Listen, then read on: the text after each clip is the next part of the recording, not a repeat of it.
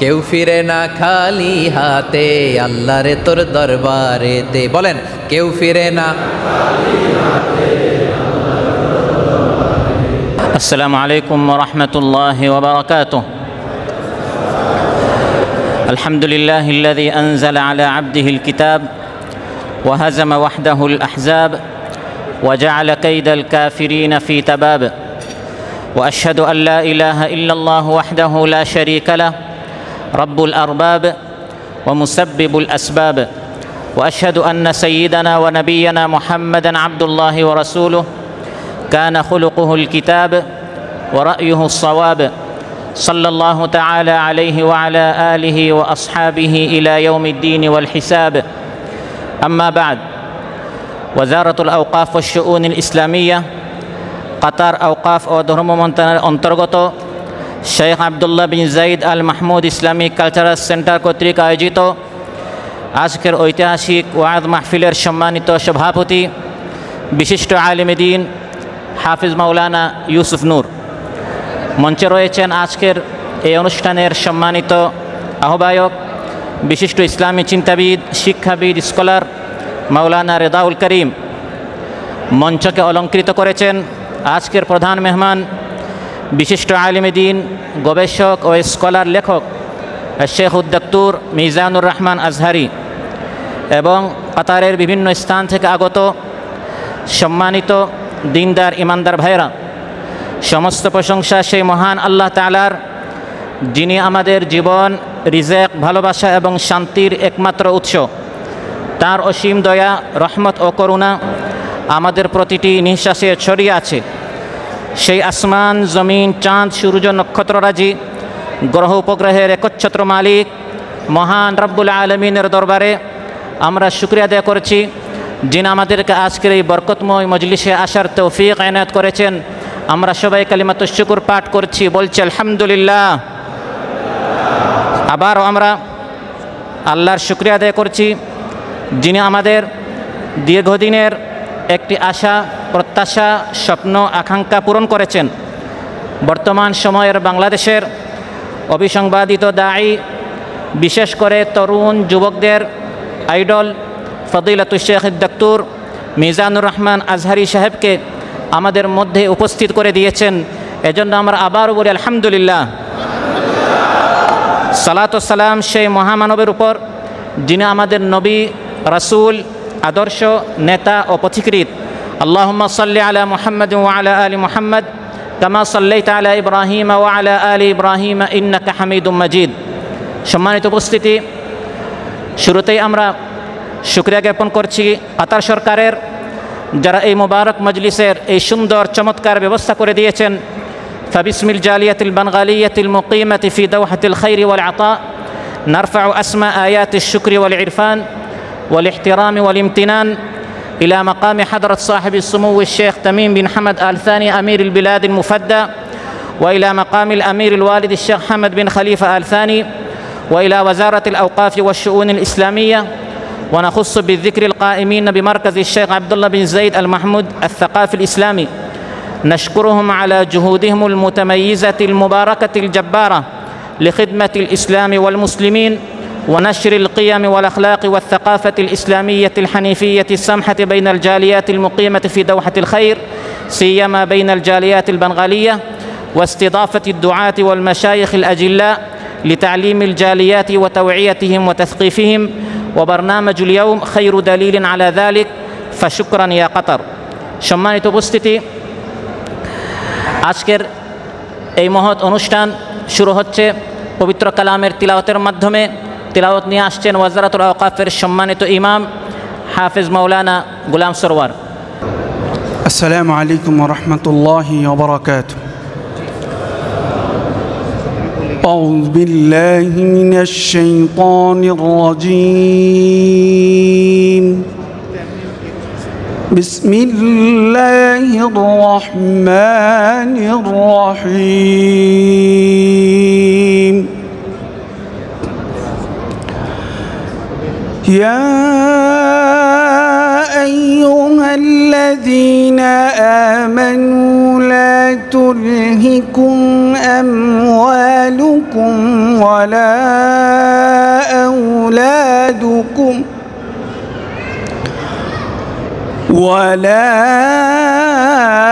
أولادكم عن ذكر الله ومن يفعل ذلك فأولئك هم الخاسرون وأنفقوا مما رزقناكم من قبل أن يأتي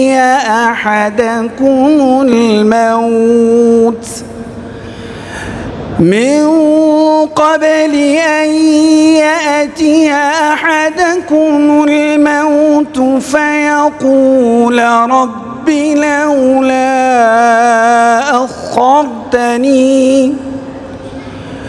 لولا أخرتني إلى أجل قريب فأصدق وأكن من الصالحين ولن يؤخر الله نفسا إذا جاء أجلها والله خبير بما تعملون صدق الله العظيم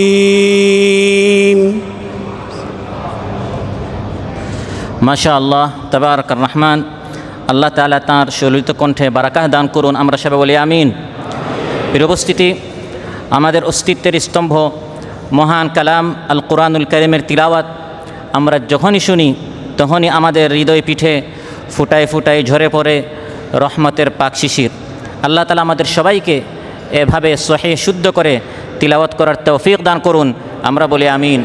সম্মানিত উপস্থিতি, এ পর্যায়ে আজকের এই বিশাল ঐতিহাসিক ওয়াজ মাহফিলের সম্মানিত আহ্বায়ক, বিশিষ্ট ইসলামী চিন্তাবিদ, শিক্ষাবিদ, স্কলার মাওলানা রেজাউল করিম আমাদের উদ্দেশ্যে শুভেচ্ছা বক্তব্য রাখবেন। শুভেচ্ছা বক্তব্য দেওয়ার জন্য আমি তাকে অনুরোধ করছি। আসসালামু আলাইকুম ওয়া রাহমাতুল্লাহি ওয়া বারাকাতুহু। ইন্নাল হামদুলিল্লাহ নাহমাদুহু ওয়া নুসাল্লি আলা রাসূলিহিল কারীম, আম্মা বা'দ। ফাকাদ ক্বালা আল্লাহু তাবারাকা ওয়া তাআলা বা'দা আউযু বিল্লাহি মিনাশ শাইতানির রাজীম فإما يأتينكم مني هدى فمن تبع هداي فلا خوف عليهم ولا هم يحزنون صدق الله العظيم। ওয়াজারাতুল আওকাফ ওয়া শুউন আল ইসলামিয়া এর অধীনস্থ শেখ আবদুল্লাহ বিন জায়েদ আল মাহমুদ আল-সাকাফি এর আয়োজনে আজকের এই মাহফিলের সম্মানিত সভাপতি, আজকের অনুষ্ঠানের মধ্যমণি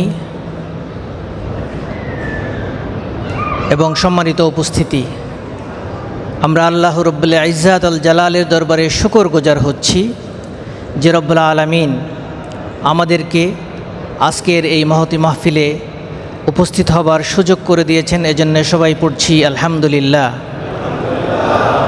আমরা আল্লাহ রব্বুল আলামিনের দরবারে এজন্য শুকরিয়া আদায় করছি যে আমাদের অনেক আকাঙ্ক্ষার আমরা যার জন্যে দীর্ঘদিন অপেক্ষা করেছি, ডক্টর মিজানুর রহমান আজহারিকে আল্লাহ সুবহানাহু ওয়া তাআলা আমাদের মাঝে উপস্থিত হবার সুযোগ দিয়েছেন। এজন্য সবাই পড়ছে আলহামদুলিল্লাহ।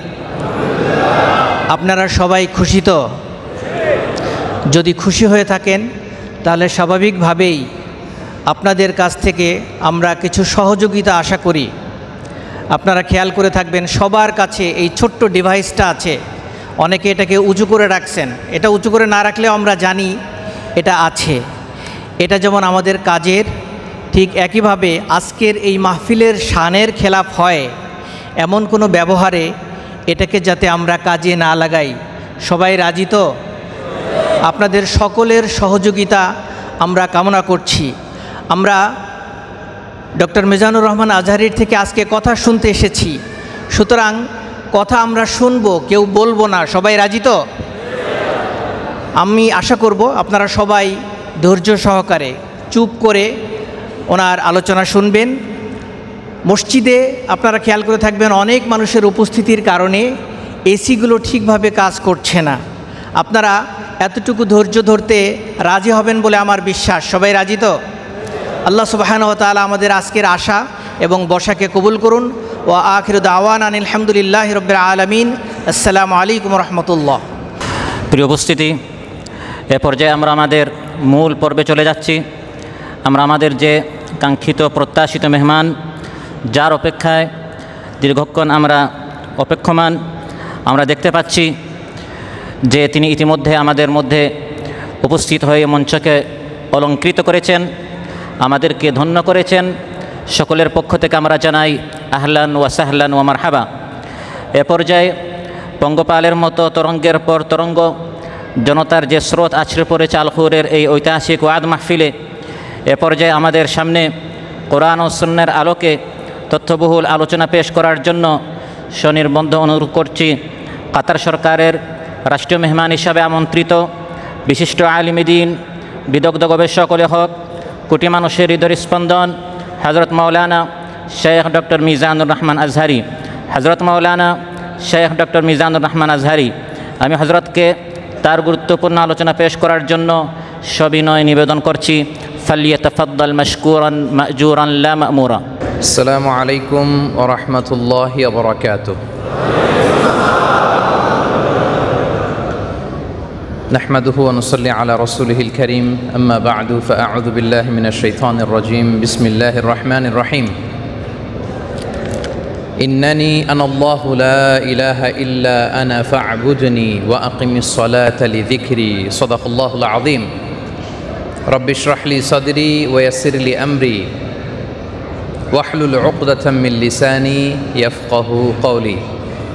আল্লাহ রাব্বুল ইজ্জা ওয়াল জালালের দরবারে লাখো কোটি শুকর এবং সুজুদ যে আল্লাহ তাআলা আমাদেরকে কাতার আওকাফ ও ধর্ম মন্ত্রণালয় কর্তৃক আয়োজিত ওয়াজ মাহফিল 2025-এর মসজিদ উসমান বিন আফফান আল খোরে অবস্থিত আল্লাহর ঘর, পৃথিবীর সবচেয়ে শ্রেষ্ঠতম জায়গা, এই মসজিদের ভেতরে মহাবিশ্বয় মহাগ্রন্থ আল কোরআন আল কারীম থেকে কিছু কথা শুনবার জন্য একসাথে এসে বসবার, একত্রিত হওয়ার তৌফিক এনায়েত করেছেন।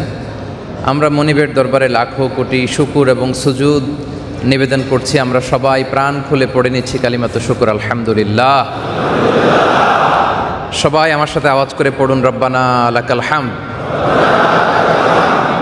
হামদান কাসীরান তাইয়িবান মুবারাকান ফি ইয়া রাব্বি লাকাল হামদু কামা ইয়ানবাগি লিজালালি ওয়াজহিকা ওয়া আযীমি সুলতানিকা লাকাল হামদু বিল ঈমান লাকাল হামদু বিল ইসলাম লাকাল হামদু বিল কুরআন। আল্লাহ রাব্বুল ইজ্জা ওয়াল জালালের দরবারে শুকরিয়া আদায়ের পাশাপাশি আমরা কাতার আওকাফ এবং ধর্ম মন্ত্রণালয়কে অন্তরের অন্তঃস্থল থেকে ধন্যবাদ এবং মোবারকবাদ জানাতে চাই। আজকের প্রোগ্রামের যিনি আহ্বায়ক, সভাপতি, ওনাদেরকে অন্তরের অন্তঃস্থল থেকে শুভেচ্ছা জানাতে চাই। এবং বিশেষ করে আপনারা যারা দূর দূরান্ত থেকে আজকের এই প্রোগ্রামকে সার্থক করবার জন্য, কোরআনের এই মাহফিলে অংশগ্রহণ করবার জন্য এসেছেন, আপনাদের সবাইকে অন্তরের অন্তঃস্থল থেকে শুভেচ্ছা এবং মোবারকবাদ জানিয়ে শুরু করছি। সম্মানিত সুধী, এবার বলুন আপনারা সবাই কেমন আছেন? সবাই সুস্থ আছেন তো? ভালো আছেন সবাই? কাতারে আপনাদের কেমন লাগে? নাকি দেশের জন্য কষ্ট লাগে? হ্যাঁ, কষ্ট লাগে। দেশকে মিস করেন আপনারা?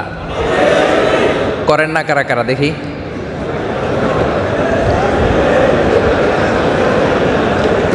ওই যে দু একজন পাষাণ পাওয়া গেছে,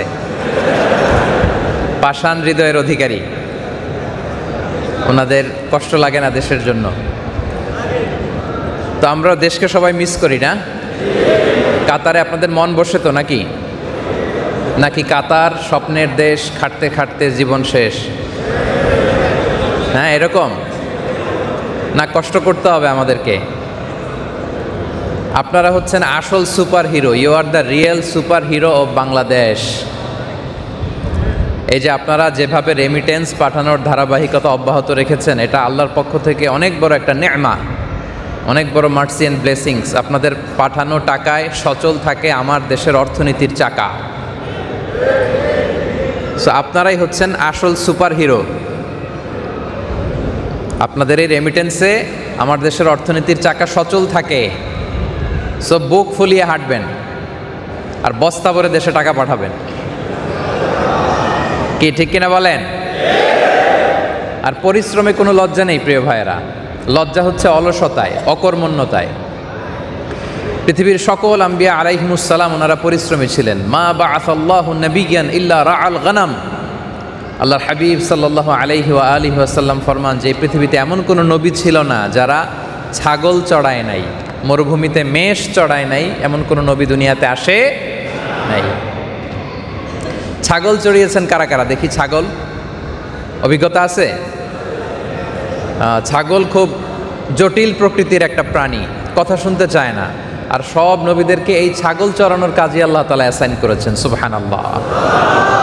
ছাগলকে দেখবেন ডানে টান দিলে কোন দিকে যায়? বায়ে টানলে, সামনে টানলে, পিছনে টানলে, এই যে একসাথে রাখা যায় না। সারা সপ্তাহ আপনি ব্যস্ত, ভাবলেন যে আজকে জুমাবার, আমিও গোসল করি, ছাগলটারও গোসল করাই। তা আপনি পুকুরে নামছেন ঠিকই, কিন্তু ওরে নামাতে পারবেন না। রশি ধরে যত টান দেন কি করে? শুধু পেছনের দিকে যায়। তো এই জন্য ছাগল চড়ানোর মধ্য দিয়ে আল্লাহ তাআলা সকল নবীদের একটা গ্রুমিং সেশন, একটা ট্রেনিং সেশন তিনি করেছেন, যাতে করে ছাগল চড়ানোর পরে মানব জাতিকে ওনারা হ্যান্ডেল করতে পারে, ডিল করতে পারে, তাদের উপর লিডারশিপ কায়েম করতে পারে। আল্লাহু আকবার। এজন্য মা বাআসাল্লাহু নাবিয়্যান ইল্লা রাআল গানাম। এমন কোনো নবী ছিল না যারা ছাগল চড়ায় নাই। এবং ছাগল চড়াতে হলে অনেক ধৈর্য থাকতে হয়, পরিশ্রমী হইতে হয়। সকল নবীরা পরিশ্রমী ছিলেন, সবাই পরিশ্রমী ছিলেন। তো এই জন্য পরিশ্রমে আমাদের কোনো লজ্জা নেই। আমরা এখানে কেউ শ্রমজীবী, কেউ চাকরিজীবী, কেউ ব্যবসায়ী, আমরা হাড় ভাঙ্গা পরিশ্রম করব। কি বলেন? পরিশ্রমে কোনো লজ্জা আছে? এবং পরিশ্রমী সাহাবীদেরকে আল্লাহ রাসূল সাল্লাল্লাহু আলাইহি ওয়া আলিহি ওয়াসাল্লাম তিনি বড্ড পছন্দ করতেন। একবার আল্লাহ রাসূল সাল্লাল্লাহু আলাইহি ওয়াসাল্লাম এক সাহাবীর সাথে মুসাফা করলেন, দেখলেন যে হাতটা বড় রুক্ষ। খেজুর বাগানে কাজ করতে করতে হাত ফেটে চৌচির। রাসূল সাল্লাল্লাহু আলাইহি ওয়াসাল্লাম হাতটা ধরে পরম মমতায় নিজের মোবারক ঠোঁট দুটো দিয়ে ওই হাতে চুমু খেয়েছেন। এত ভালোবাসতেন তিনি শ্রমজীবী মানুষদেরকে। এজন্য পরিশ্রমে কোনো লজ্জা নেই। এবং আপনাদের ইনকাম হচ্ছে হালাল, হালাল ইনকাম আপনাদের। জেহাদের ময়দানে সর্বপ্রথম যে সাহাবী তীর মেরেছিলেন ওনার নাম হচ্ছে সাআদ ইবনে আবি ওয়াক্কাস। উনি একবার আল্লাহ রাসূল সাল্লাল্লাহু আলাইহি ওয়া আলিহি ওয়াসাল্লামকে জিজ্ঞেস করলেন, ইয়া রাসূলুল্লাহ উদু আল্লাহ আইয়াজআলানি মুস্তাজাবাদ দাওয়া। হে আল্লাহ রাসূল, আপনি একটু দোয়া করেন যেন আল্লাহ তাআলা আমাকে মুস্তাজাবুদ দাওয়া বানিয়ে নেয়। মুস্তাজাবুদ দাওয়া মানে কি? যে ব্যক্তি দোয়া করতে দেরি কিন্তু কবুল হতে দেরি হয় না। তিনি বললেন, ইয়া রাসূলুল্লাহ, আপনি দোয়া করেন যেন আমি মুস্তাজাবুদ দাওয়া হয়ে যাই। আল্লাহ রাসূল সাল্লাল্লাহু আলাইহি ওয়াসাল্লাম বললেন, ইয়া সাআদ আতিব আতিব মাতআমাক তাকুন মুস্তাজাবুদ দাওয়া। হে সাআদ, তুমি যেটা খাবে ওটা হালাল খেও, হালাল খেলেই তুমি মুস্তাজাবুদ দাওয়া। এখন বলেন আপনাদের ইনকাম হালাল না হারাম? হালাল। হালালেই বারাকা, হালালেই বারাকা। হালাল আছে যেখানে বরকত আছে, হারাম আছে যেখানে বরকত নাই। আপনারা বরকতে বিশ্বাস করেন তো? হ্যাঁ, বরকতে বিশ্বাস করতে হবে। খাবারে যদি বরকত হয় অল্প খেলেও এটাতে সুখ, শান্তি, প্রশান্তি। ঠিক কিনা বলেন? দেখবেন অনেকের অনেক ইনকাম, কোটি কোটি টাকা ইনকাম, হালাল হারাম ইচ্ছা মতো ইনকাম করে, কিন্তু একটা হসপিটালের বিল পরিশোধ করতে যেয়ে সে আবার ঋণ করা লাগে, এরকম আছে না নাই? কিন্তু আপনাদের উপার্জন হালাল, আপনারা দোয়া করলেই কবুল। এজন্য আপনাদের কাছে আমি খাস করে দোয়া চাই, আপনারা দোয়া করবেন আমাদের জন্য। কি করবেন? তো কি করবেন সবাই? আল্লাহ তাআলা আপনাদের সবাইকে ভালো রাখুন, সুস্থ রাখুন, ঈমানের সাথে রাখুন, আমরা পড়ি আমিন। কাতার খুব চমৎকার একটা দেশ। আমি ব্যক্তিগতভাবে কাতারকে খুব পছন্দ করি। কাতার গোটা উম্মাকে ধারণ করতে চায়। কাতার ফিলিস্তিন ইস্যুতে খুব সোচ্চার। মুসলিম উম্মার যারা মাজলুমিন আছে তাদের ব্যাপারে কাতার সোচ্চার। এজন্য কাতারকে আমি খুব পছন্দ করি। এটা আমার কাতারের তৃতীয় সফর। তো এরকম একটি চমৎকার মুসলিম দেশে আল্লাহ তাআলা আমাদের রিজিকের ব্যবস্থা করে দিয়েছেন, আলহামদুলিল্লাহ। এখানে না আসলে বাংলাদেশে আপনি কি করতেন? বাংলাদেশের চাকরির যে বেহাল দশা, হ্যাঁ, ব্যবসা বাণিজ্যের যে মন্দা অবস্থা, তার বিপরীতে এখানে আমরা অনেক ভালো আছি। কি বলেন? এজন্য শুকর গুজার হবেন। কি হবেন? শুকরিয়া করলে নেয়ামত বাড়িয়ে দেয় কে? লা ইন শাকারতুম লা আযীদান্নাকুম ওয়া লা ইন কাফারতুম ইন্না আযাবি লাশাদীদ। যদি শুকরিয়া করো, আল্লাহ বলেন আমি নেয়ামত বাড়িয়ে দেব। আর যদি নাশুকরি করো, অকৃতজ্ঞ হও, জেনে রাখো আমার শাস্তি বড্ড ভয়ঙ্কর। আমি আল্লাহ সব সময় ধরি না, ধরলে ধরে ধরে ধরে না, ধরলে আল্লাহ ছাড়ে না। এজন্য আমরা আল্লাহর পাকড়াওয়ের মধ্যে যেন না পড়ি, আমরা যেন শুকর গুজার হই। সুখে দুঃখে কষ্টে আনন্দে সব সময় আমরা বলবো আলহামদুলিল্লাহ। সব সময় কি বলবো? পারবেন তো সবাই? সুখে দুঃখে সবসময় কি পড়বো? আলহামদুলিল্লাহ। তো এরকম চমৎকার একটি দেশে আল্লাহ তাআলা আপনাদেরকে রেখেছেন। কাতার আসলেই চমৎকার একটা দেশ। এখানে এই দেশের যে এক্সিস্টিং রুলস অ্যান্ড রেগুলেশন আছে, কানুন উদ্দাওলা, এগুলো প্রবাসী হিসেবে মেনে চলা আমাদের জন্য আবশ্যক। এখানকার কোনো রুল যেন আমরা কখনো ভায়োলেট না করি, কোনো ধরনের বিশৃঙ্খলার সাথে যেন আমরা জড়িত না হই, কোনো ধরনের অন্যায়, ক্রাইম, অপকর্ম এগুলোর সাথে যেন আমরা কখনো জড়িত না হই। কারণ দেশে আমি একটা ভুল করলে লোকজন শুধু আমাকে গালি দিত। ধরেন আমার নাম আব্দুল্লাহ, আমি একটা পাপ করছি, অন্যায় করছি, ক্রাইম করছি, তো আমারে খারাপ বলবে যে আব্দুল্লাহ এই কাজ করছে। কিন্তু কাতারে, বাংলাদেশের বাইরের কোনো দেশে যদি আপনি কোনো ক্রাইম করেন, অন্যায় করেন, রুল ভায়োলেট করেন, তখন শুধু আপনারে গালি দিবে না, আপনার লাল সবুজের পতাকাটারে গালি দিবে, গোটা বাংলাদেশকে গালি দিবে। দেশের বাইরে আমরা প্রত্যেকে এক একজন ambassador, we all are the ambassador of Bangladesh. আমরা প্রত্যেকে এখানে আমাদের লাল সবুজের পতাকাকে রিপ্রেজেন্ট করি, ঠিক কিনা বলেন? আমরা প্রত্যেকে এখানে আমাদের 56,000 বর্গমাইলের প্রতিটা ইঞ্চি মাটিকে রিপ্রেজেন্ট করি। সো এইখানে কোনো আইন ভঙ্গের সাথে যেন আমরা জড়িত না হই। কাতারের যত রুলস অ্যান্ড রেগুলেশন আছে, যেগুলো মানতে আমরা বাধ্য, এগুলো আমরা মেনে চলব। রাজি আছেন তো? হাত তুলে সবাই বলেন ইনশাআল্লাহ। আল্লাহ আমাদের সবাইকে কথাগুলো বোঝা আর আমল করার তৌফিক দান করুক, আমরা পড়ি আমিন। সম্মানিত সুধী, আসুন আমরা আর কাল বিলম্ব না করে সরাসরি আজকের মূল আলোচনার পর্বে প্রবেশ করি। আপনারা ইতিমধ্যে জেনেছেন যে কাতারে অবস্থিত 4টি বড় বড় মসজিদে 4টি ওয়াজ মাহফিলের আয়োজন করা হয়েছে আওকাফ এবং কাতারের ধর্ম মন্ত্রণালয় থেকে। তার সূচনা হয়েছে মূলত আজকের এই মসজিদের প্রোগ্রামের মধ্য দিয়ে। এবং ইতিমধ্যে আপনারা জেনেছেন যে একটা নির্ধারিত টপিকে আমাদেরকে আলোচনা করতে বলা হয়েছে। আমরা সেই টপিক নিয়েই আজকে এই চমৎকার সন্ধ্যায় কিছু আলোচনা রাখবার চেষ্টা করব ইনশাআল্লাহ বিইذনিল্লাহ। আমি দেখতে পাচ্ছি যে আপনারা অনেকেই মোবাইল এরকম ধরে রাখতে অনেক কষ্ট হয়ে যাচ্ছে আপনাদের, আমি বুঝতে পারতেছি। অনেকক্ষণ ধরে অনেকে অনেক কষ্ট করতেছেন। আমাদের ভাইও বললেন যে এই মোবাইলের দিকে আমরা বেশি মনোযোগ না দিয়ে আমরা যেন অনুষ্ঠানের দিকে, আলোচনার দিকে মনোযোগী হই। আমি আপনাদেরকে রিকোয়েস্ট করব যে আমরা মোবাইলগুলো সবাই পকেটে রেখে দিব। আজকে খুব বেশি সময় আমার নাই, 1 ঘন্টা আলোচনার সময় দেওয়া হয়েছে, সম্ভবত 10 মিনিট কথা বলে ফেলছি, তার মানে only 50 minutes remaining. Within 50 minutes আমাকে এখান থেকে বিদায় নিতে হবে। সো সময়গুলো গুরুত্বপূর্ণ। আমি চাইবো যে মোবাইলে ভিডিও ধারণ করা, লাইভ করে দেশে দেখানো, আবার নিজের সেলফি তোলা, এগুলোতে আমরা সময় নষ্ট না করি। এরকম পরিবেশ সাধারণত আমাদের হয় না। আমি তো আপনাদেরকে এইভাবে পাইনি কখনো, আমাকেও তো আপনারা পাননি, ঠিক কিনা? তো এই যে একটা অফুরন্ত সুযোগ আসলো, আমরা আসেন brain two brain, 1-to-1 conversation করি। আমার দিকে তাকান, মোবাইলগুলো পকেটে, আমার জন্য বারবার বলতে না হয়। আমি একবারই আপনাদের কাছে খুব বিনীতভাবে বলতে চাই, এবং কারা কারা মোবাইল ধরে রেখেছেন আমি দেখতে পাচ্ছি, একেবারে পিছনের দিকে মোবাইল ধরে রাখলে এখান থেকে দেখা যায়, আমরা উঁচুতে বসেছি তো দেখা যায়। তো এই 1 ঘন্টা আমরা একটু কোরআনের জন্য, ইসলামের জন্য 1 to 1 ব্রেন টু ব্রেন একটু কানেক্টিভিটি বাড়াই, আমাদের সংযোগায়নটা ব্রেন টু ব্রেন। আপনি যদি মনোযোগী হয়ে আমার দিকে তাকান, আমার কথা শোনেন, তাহলে আজকের এই টপিকের উপর কিছু কথা, মৌলিক কথা, যেটা হয়তো আমাদের জীবনকে পরিবর্তন করে দিতে পারে, এরকম কিছু কথা নিয়ে আমরা ফিরবো ইনশাআল্লাহ। তাহলে মোবাইল আর ব্যবহার করতেছি না তো আমরা, নাকি কি কেউ করব না? করব না। তাহলে আমরা মূল আলোচনায় চলে যাই প্রিয় ভাই। যে আপনারা মোবাইলগুলো পকেটে রাখবেন। এই যে মোবাইল ধরে রাখছে এক ভাই, উপরে পকেটে রাখেন মেহরবানি করে। Mobile should be in pocket mobile. জি মাশাআল্লাহ, এই তো খুবই সুশৃঙ্খল, কাতারের ভাইয়েরা খুবই সুশৃঙ্খল মাশাআল্লাহ।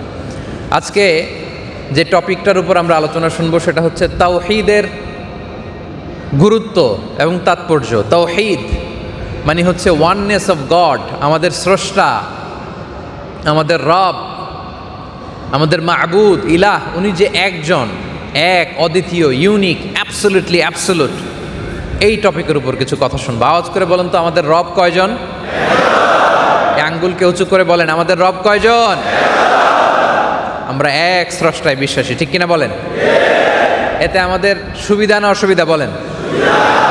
আচ্ছা, আমাদের খোদা যদি একজন না হয়ে 3 জন হইতো, অসুবিধা হইতো না?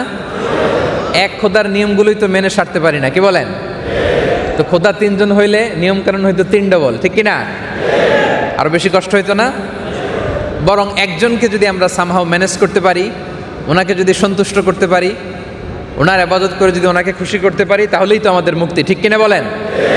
আমরা সবাই মুক্তি চাই, নাজাত চাই এবং আল্লাহর জান্নাত চাই, তাই না? তাহলে আমরা এক আল্লাহয় বিশ্বাসী। এ প্রসঙ্গেই একটি আয়াত দিয়ে আমি শুরু করেছি যে ইন্নানি আনাল্লাহ লা ইলাহা ইল্লা আনা ফা'বুদনি ওয়া আকিমিস সালাতা লিযিকরি। মুসা আলাইহিস সালাম যখন মাদিয়ানের বর্ডার থেকে ইজিপ্টে ঢুকবেন, ঠিক ওই টাইমে আল্লাহ তাআলা চাইলেন যে এখন আমি মুসাকে নবী বানাবো। তো ফলে আল্লাহ তাআলা প্রত্যাদেশ করলেন, ইন্নানি আনাল্লাহ, হে মুসা আমি হচ্ছি আল্লাহ। আমি কি?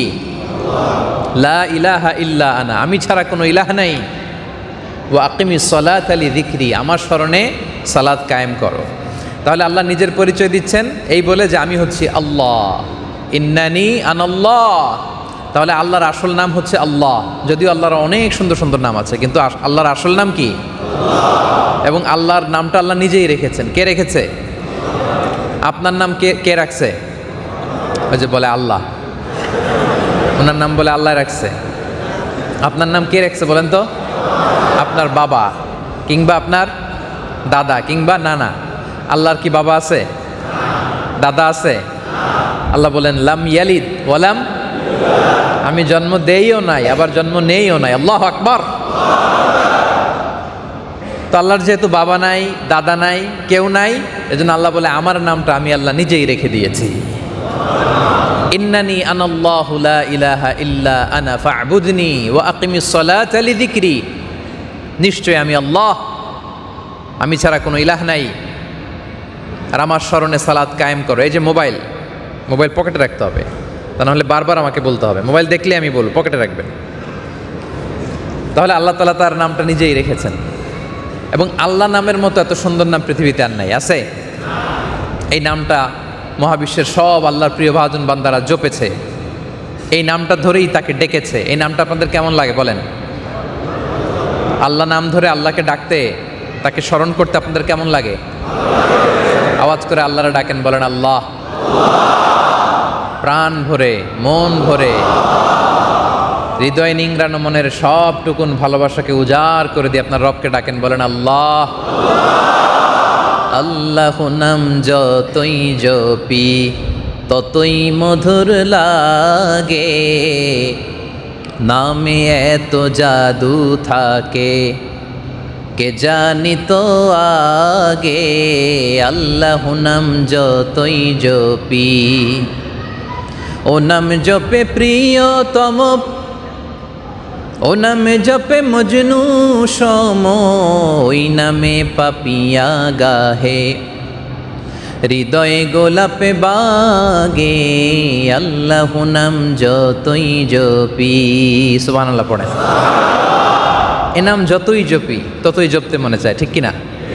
আল্লাহ নিজেই নিজের পরিচয় দিয়ে বললেন, ইন্নানি আনাল্লাহ লা ইলাহা ইল্লা আনা ফা'বুদনি, আমি হচ্ছি আল্লাহ, আমি ছাড়া কোনো ইলাহ নাই, আমারই ইবাদত করো। এটাই হচ্ছে তাওহীদ। এটাই কি তাওহীদের মূল কথা? হচ্ছে আল্লাহ এক, তিনি অদ্বিতীয়, তিনি একমাত্র আমাদের সৃষ্টিকর্তা, তিনি আমাদের পালনকর্তা, উপাসনার সত্তা হিসেবে তিনি ছাড়া দ্বিতীয় কোনো সত্তা মহাবিশ্বে নাই, ঠিক কিনা বলেন? এটাই হচ্ছে তাওহীদ। আর সব নবীরা এই তাওহীদের দাওয়াত দিতেই জামিনে এসেছেন। পৃথিবীর সব আম্বিয়া আলাইহিমুস সালামের তিনটা দায়িত্ব দিয়ে আল্লাহ তাআলা পাঠিয়েছেন যে এই তিনটা কাজ আপনাদের করতে হবে। ওনারা তাওহীদের পয়গাম পৌঁছিয়েছেন, রিসালাতের পয়গাম পৌঁছিয়েছেন, আখিরাতের পয়গাম পৌঁছিয়েছেন। এই তিনটা দায়িত্ব ছিল সব নবীদের মিশন। তার প্রথম মিশন হচ্ছে তাওহীদ। সকল নবীরা তার উম্মতের কাছে, তার কওমের কাছে এই দাওয়াত দিয়েছেন। তারা বলেছেন, ইয়া কওমি ইবুদুল্লাহ মা লাকুম মিন ইলাহিন গায়রু আফালা তাত্তাকুন, হে আমার জাতিগোষ্ঠীর লোকেরা, এক আল্লাহর ইবাদত করো, এক আল্লাহর ইবাদত করো, তিনি ছাড়া তোমাদের দ্বিতীয় কোনো ইলাহ নাই। এই দাওয়াত দেওয়ার জন্যই, জাতিকে রবের সাথে পরিচিত করে দেওয়ার জন্যই, জাতিকে আল্লাহর সাথে পরিচিত করে দেওয়ার জন্যই পৃথিবীতে নবীরা এসেছেন। সুবহানাল্লাহ পড়ে। সব নবীরা এই দাওয়াতটাই দিয়েছেন, এক আল্লাহর দাওয়াত। তো তাহলে তাওহীদের যে মূল কথা, মূল এসেন্স আমরা বুঝে গিয়েছি যে রব হিসেবে, মাবুদ হিসেবে, পালনকর্তা হিসেবে, সৃষ্টিকর্তা হিসেবে এক এবং একক সত্তাকে আমরা মানব। তিনি কে? এই তাওহীদের তিনটা ধরন আছে, তিনটা প্রকার আছে। এক হচ্ছে তাওহীদুর রুবুবিয়্যাহ, দুই নাম্বার হচ্ছে তাওহীদুল উলুহিয়্যাহ, তিন নাম্বার হচ্ছে তাওহীদুল আসমা ওয়াস সিফাত। আরবি পরিভাষাগুলো আপনাদের কাছে কঠিন মনে হতে পারে, আমি খুব সহজ করে আপনাদেরকে বুঝাবো। তাওহীদুর রুবুবিয়্যাহ মানে হচ্ছে আল্লাহকে একমাত্র প্রতিপালনকারী, বিশ্বজগতের একমাত্র প্রতিপালক হিসেবে স্বীকৃতি দেওয়ার নাম হচ্ছে তাওহীদুর রুবুবিয়্যাহ। মানে তিনি একমাত্র আমাদের রব। আমাদের একমাত্র রব কে? আওয়াজ করে বলেন, একমাত্র রব কে? তিনি আমাদের রব, আমাদের প্রতিপালক।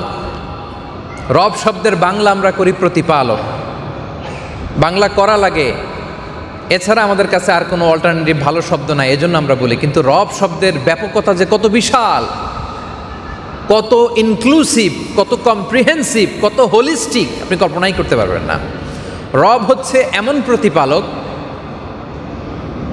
যিনি আমাদেরকে সাস্টেনেন্স দেয়, রিজিক দেয়, শক্তি দেয়, সামর্থ্য দেয়, আমাদের যার যখন যেটা লাগে সেটা দেয়। তার নাম কি?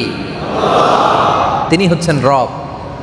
রব হচ্ছে এমন সত্তা, এই মহাবিশ্বের সবার, প্রত্যেকের, এটা পাখি হোক, পশু হোক, সাগরের অতল গহ্বরের মাছ হোক, অথবা মানুষ হোক, কিংবা জিন হোক, যার যখন যেটা যতটুকু লাগে তাকে তখন সেটা ততটুকু চাওয়ার আগেই যিনি দিয়ে দেয় তার নাম রব। আল্লাহু আকবার। চাওয়ার আগেই দিয়ে দেয়, চাইতে হয় না। তার নাম কি?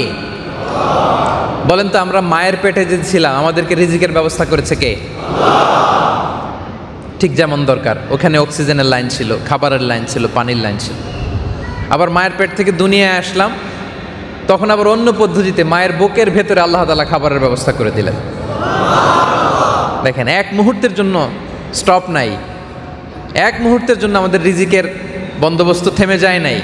মায়ের পেটের ভিতরে 8 মাস 9 মাস দিলেন, বেরোয়ার সাথে সাথে মায়ের বুকের ভেতরে দুধ খাওয়ার ব্যবস্থা করে দিলেন। ছোট যখন ছিলাম আমাদের দাঁত ছিল, দুধ খেতাম, সুজি খেতাম, পানি খেতাম, তো দাঁত লাগে না। বয়স যখন 4-5, এখন তো মাছ খাইতে হবে, গোশত চাবাইতে হবে, কুরবানির গোশত, হাড্ডি চিবাইতে হবে, এখন দাঁতের দরকার আছে না নাই? যখনই দাঁতের দরকার তখনই দাঁত দিয়ে দিলেন কে? দাঁতের জন্য আমরা অ্যাপ্লিকেশন করছিলাম আল্লাহর কাছে?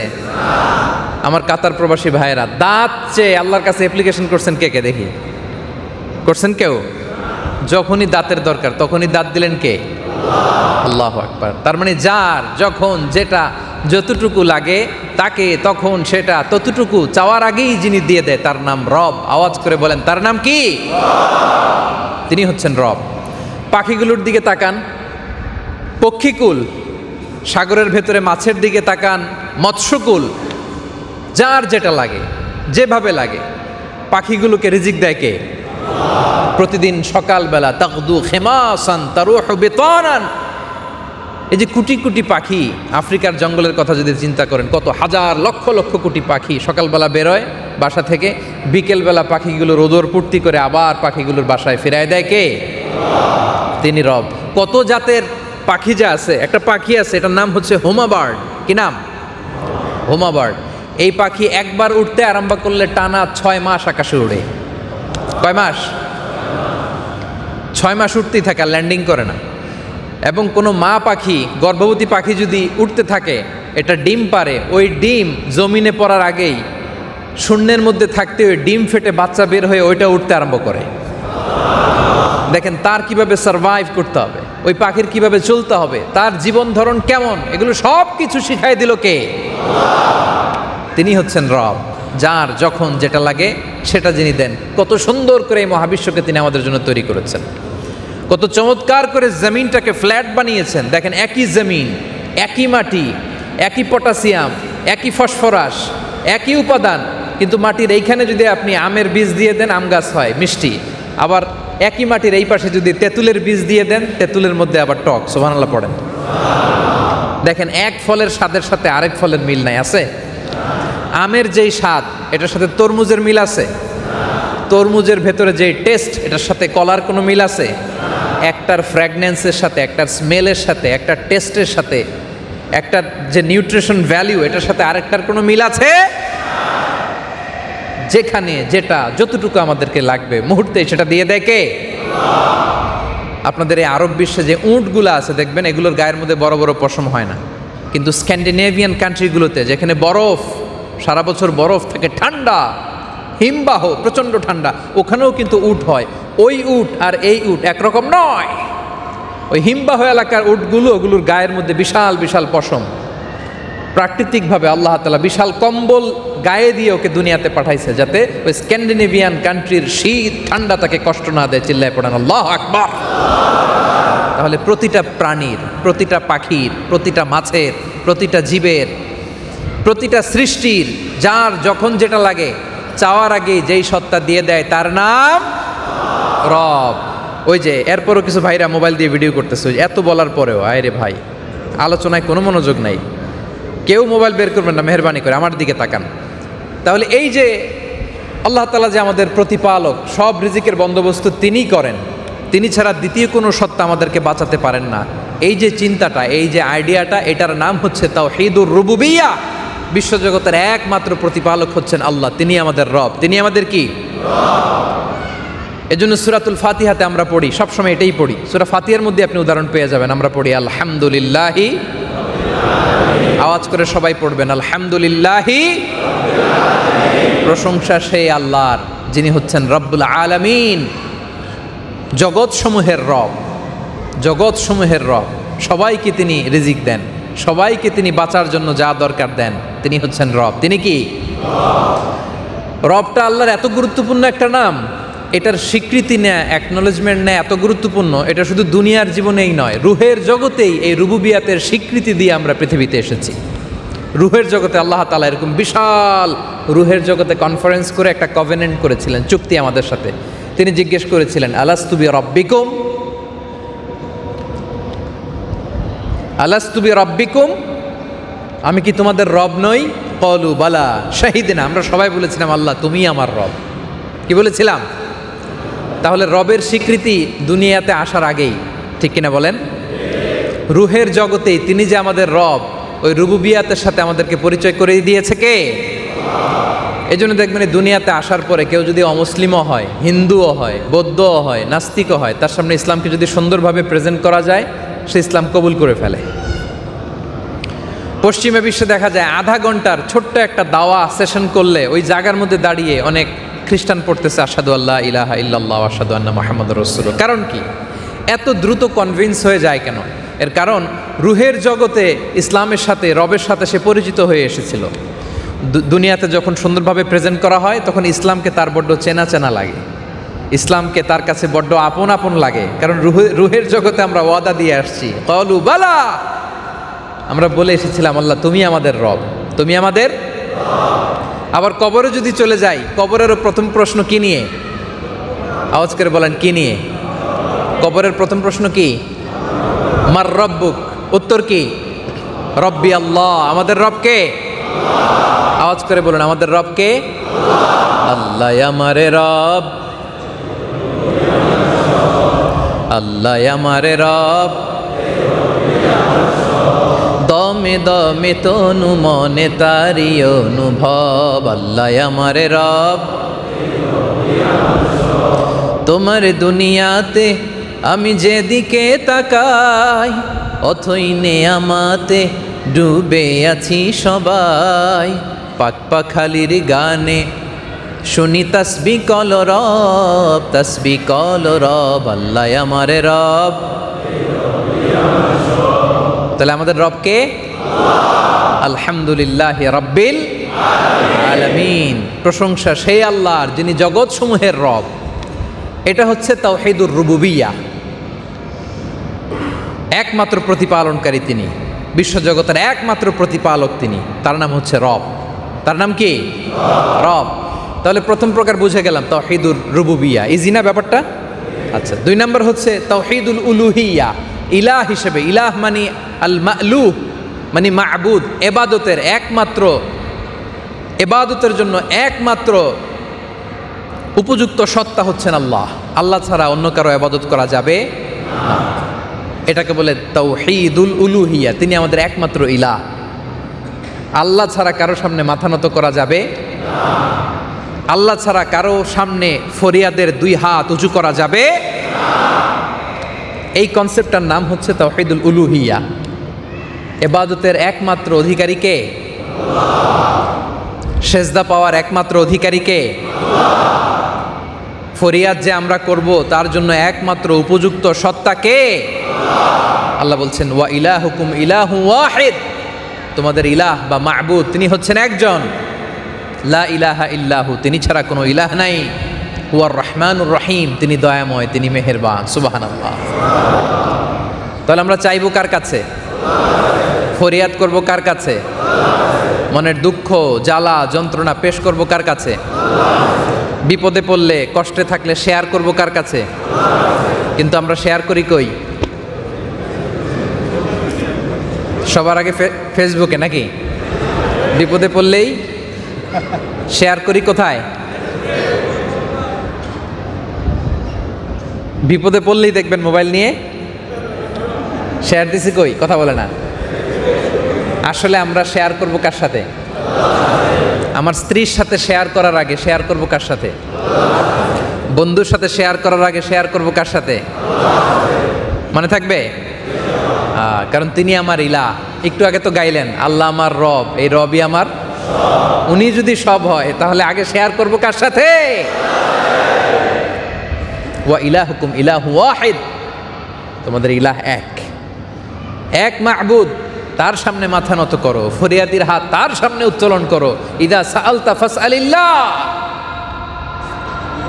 ওয়া ইদা ইসতাআনতা ফাসতাইন বিল্লাহ। যখন চাইবে আল্লাহর কাছে চাও, সাহায্য কামনা করলে আল্লাহর কাছে কামনা করো। কারণ আমার বিপদ আপদ এগুলো থেকে আমাকে মুক্ত করতে পারে কে? আর কোন সত্তা আমাকে সুস্থ রাখতে পারে? বিপদ থেকে উদ্ধার করতে পারে? বলেন পারে? আপনি বিপদে আছেন, কেউ রক্ষা করতে পারবে? আপনার ভিসা হয় না, এই ঝামেলা ওই ঝামেলা, আপনার বাঁচাতে পারে কে? আপনার সন্তান হয় না, আপনি নিঃসন্তান, তা আপনার সন্তান দিতে পারে কে? আপনার জীবনে সফলতা এনে দিতে পারে কে? মনে থাকবে এটা? এটার নাম হচ্ছে তাওহীদুল উলুহিয়্যাহ। ইলাহ। মোবাইল অফ, মোবাইল অফ, লুকিয়ে লুকিয়ে ভিডিও করে, মোবাইল অফ। আমার দিকে তাকান, আমার দিকে তাকান। এজন্য আল্লাহ তাআলা বলছেন ওয়াকাদা রাব্বুকা আল্লা তা'বুদু ইল্লা ইয়্যাহ ওয়া বিল ওয়ালিদাইনি ইহসান। আল্লাহর ফয়সালা হলো আল্লাহ ছাড়া কারো ইবাদত চলবে না। এখন যদি আপনি আল্লাহরও ডাকেন, আশেপাশে অন্য কাউরেও ডাকেন, হবে? হ্যাঁ, অনেকে আছেন আল্লাহরও ডাকে, বাবারেও ডাকে, হ্যাঁ, আল্লাহরও সেজদা দেয়, আবার মাজারে যেও সেজদা দেয়, এরকম আছে না নাই? খবরদার, সব শেষ, সব শেষ হয়ে যাবে। চাইতে হবে একজনের কাছে, তিনি কে? সন্তান হয় না, কার কাছে চাবো? অসুস্থ, শেফা কার কাছে চাবো? বিপদে আছি, মুক্তির জন্য কাঁদবো কার কাছে? এটাকেই বলে তাওহীদুল উলুহিয়া। ইলাহ, মাহবুদ, তিনি আমাদের একজন, তিনি কে? তাহলে রবও বুঝে গেলাম, ইলাহও বুঝে গেলাম নাকি? 3 নাম্বার হচ্ছে তাওহীদুল আসমা ওয়াস সিফাত। আল্লাহর অনেক সুন্দর সুন্দর নাম আছে। প্রথম তো আমরা একটার কথা বললাম যে ইন্নানি আনাল্লাহ, আল্লাহ নিজেই নিজের নাম রেখেছেন আল্লাহ। এটা আল্লাহর আসল নাম, এটা আল্লাহর কি নাম? কিন্তু এটা ছাড়াও আল্লাহর আরো চমৎকার চমৎকার 99টা নাম আছে। কয়টা? এই চমৎকার চমৎকার নামগুলো আল্লাহ নিজের জন্য খাস করেছেন। আল্লাহর এই সুন্দর নামগুলো, এগুলোতে বিশ্বাস করা, তার সুউচ্চ গুণাবলীতে বিশ্বাস করা, এবং এই নামগুলো যে শুধু তার জন্যই খাস, এগুলোতে বিশ্বাস করার নাম হচ্ছে তাওহীদুল আসমাই ওয়াস সিফাত। আল্লাহর চমৎকার চমৎকার নামগুলোর ব্যাপারে বিশ্বাস করা। সুবহানাল্লাহ পড়েন। আল্লাহ বলছেন ওয়ালিল্লাহিল আসমাউল হুসনা ফাদউহু বিহা। আল্লাহর অনেক সুন্দর সুন্দর নাম আছে, এগুলো ধরে তারে ডাকো। এজন্য দোয়ার সময় বলবেন ইয়া রহমান, ইয়া রহিম, ইয়া হাইয়ু, ইয়া কাইয়ুম। পারবেন? দোয়ার একটা আদব হচ্ছে আল্লাহর সুন্দর সুন্দর নামগুলো ধরে ডাকলে ওই দোয়া কবুল হয়। আমরা যে দোয়া করি, এই দোয়া কবুল হোক আমরা চাই কি চাই না? দোয়ার মধ্যে আবেগ জুড়ে দিতে হবে। হ্যাঁ, দোয়া should be emotional, not robotic দোয়া। আমাদের অনেকের দোয়া হচ্ছে রোবোটিক দোয়া, দোয়া করা লাগে তাই করি, এরকম আছে না? নাই না। দোয়াতে আপনি চোখের পানি ফেলবেন। চোখের পানি আল্লাহর কাছে বড্ড প্রিয়। 2 ফোঁটা পানি আল্লাহর কাছে সবচেয়ে প্রিয়। এক হচ্ছে জেহাদের ময়দানে শাহিদের গা থেকে বেয়ে পড়া রক্তের ফোঁটা, 2 হচ্ছে অনুতপ্ত বান্দার চোখের পানির ফোঁটা। আই রিপিট, আমি আবারও বলছি, 2 ফোঁটা পানি আল্লাহর কাছে প্রিয়। এক হচ্ছে জেহাদের ময়দানে শহীদের শরীর বেয়ে ঝরে পড়া রক্তের ফোঁটা, আর দ্বিতীয় হচ্ছে অনুতপ্ত বান্দার চোখের পানির ফোঁটা। বান্দা যখন অনুতপ্ত হয়ে মাথা নিচু করে চোখের পানি বিসর্জন দেয়, তার চোখের পানি চোখ বেয়ে নাকের ডগা বেয়ে জমিনে ড্রপ করার আগেই আল্লাহ বান্দার জীবনের সব গুনাহ মাফ করে দেয়। কারণ তিনি রহমান, তিনি রাহিম, তার দয়ার কোনো শেষ নাই, তার মায়ার কোনো শেষ নাই, তিনি দয়ার আধার। আপনার গুনাহ যত বড়ই হোক, তার রহমান নামের দরিয়া তার চাইতেও বড়। আপনি কি পাপ করছেন, কি অন্যায় করেছেন, কি ভুল আর আপনি করেছেন? আপনার ভুল, পাপ, অন্যায় যত বড়, আল্লাহর রহমান নামের দরিয়া তার চাইতেও কোটি গুণে বড়। এজন্য নিরাশ হওয়া যাবে না, ভরসা রাখবো এক মহান সত্তার উপর, তিনি কে? আবার অন্য আয়াত আল্লাহ বলছেন কুলিদু আল্লাহ আউইদু আর রহমান আইয়াম্মা তাদউ ফালাহুল আসমাউল হুসনা। তুমি আমারে আল্লাহ নামে ডাকো কিংবা রহমান নামে ডাকো, যে নামেই ডাকো না কেন, আমার সুন্দর সুন্দর অনেকগুলো নাম আছে। সুবহানাল্লাহ। তাই জন্য দোয়াতে কি করবেন? দোয়াতে ইয়া রহমান, ইয়া রহিম, ইয়া হাইয়ু, ইয়া কাইয়ুম, এগুলো বলে ডাকতে পারবেন আল্লাহরে? আওয়াজ করে আল্লাহরে ডাকেন, বলেন ইয়া রহমান, ইয়া রহিম, ইয়া হাইয়ু, ইয়া কাইয়ুম। আল্লাহ রাসূল সাল্লাল্লাহু আলাইহি ওয়া আলিহি ওয়াসাল্লাম বিপদে পড়ে গেলে এভাবে ডাকতেন, ইয়া হাইয়ু ইয়া কাইয়ুম বিরহমাতিকা আস্তাগীথ আসলিহ লি শা'নি কুল্লাহ ওয়া লা তাকিলনি ইলা নাফসি তরফাতা আইন। হে শাশ্বত চিরঞ্জীব, তুমি রহম করো, তুমি দয়া করো, তোমার দিকে ছাড়া অন্য কারো দিকে আমাকে তুমি ন্যস্ত করো না আল্লাহ, তুমি হেফাজত করো।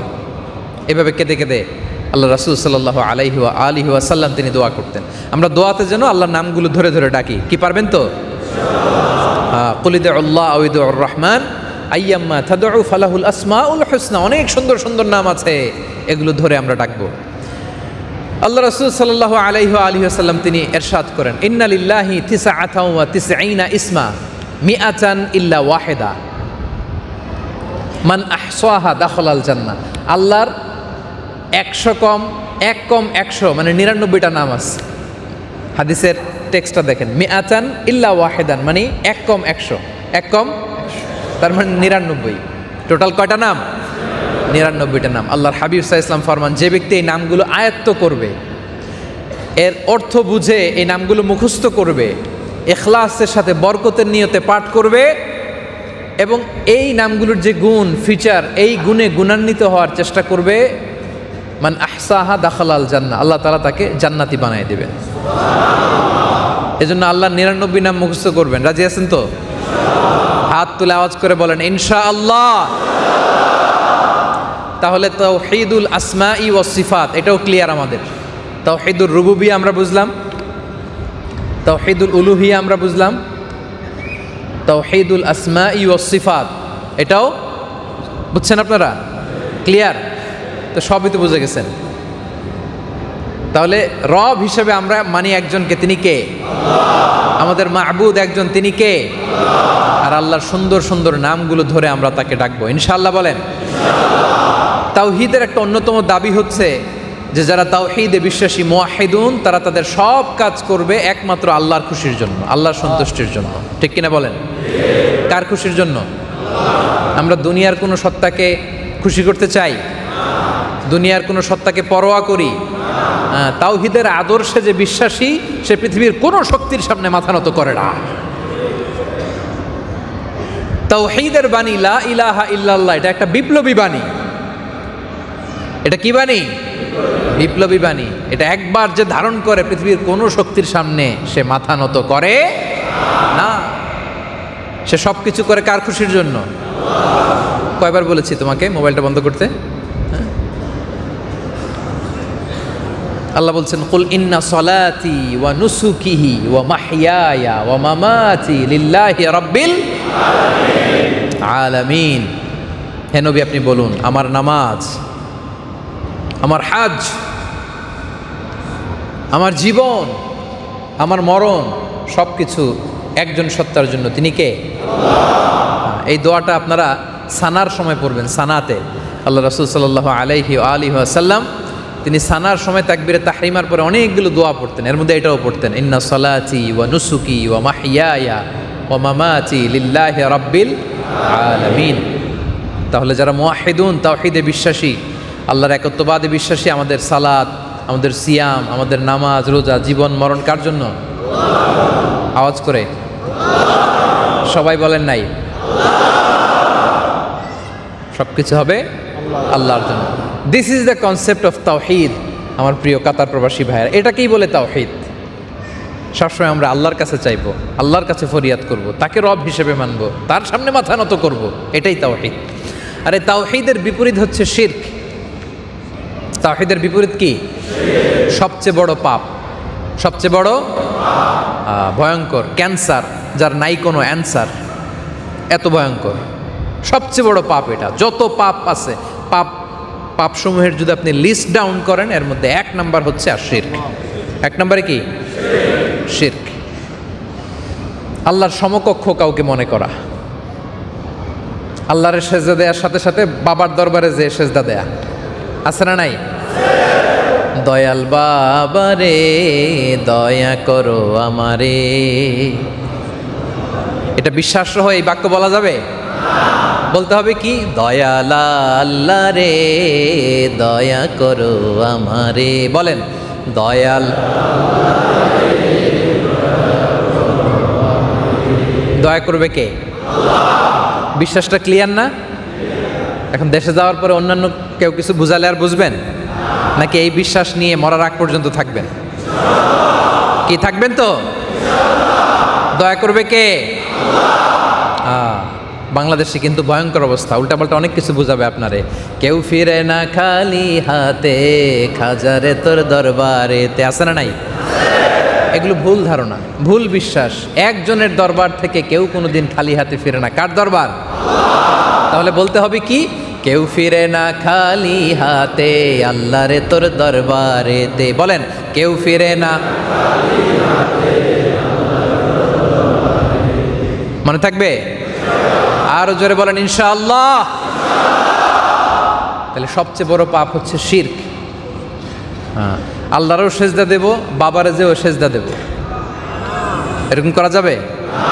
আল্লাহর কাছেও চাইবো, দরবারে যেও চাইবো না, চাইবো শুধু একজনের কাছে। ইদা সাআলতা ফাসআলিল্লাহ, এই তো মাশাআল্লাহ। ওয়া ইদা ইসতাআনতা ফাসতাইন বিল্লাহ, ফরিয়াদ করবো কার কাছে? আল্লাহ সব গুনাহ মাফ করেন, শিরকের গুনাহ ছাড়া।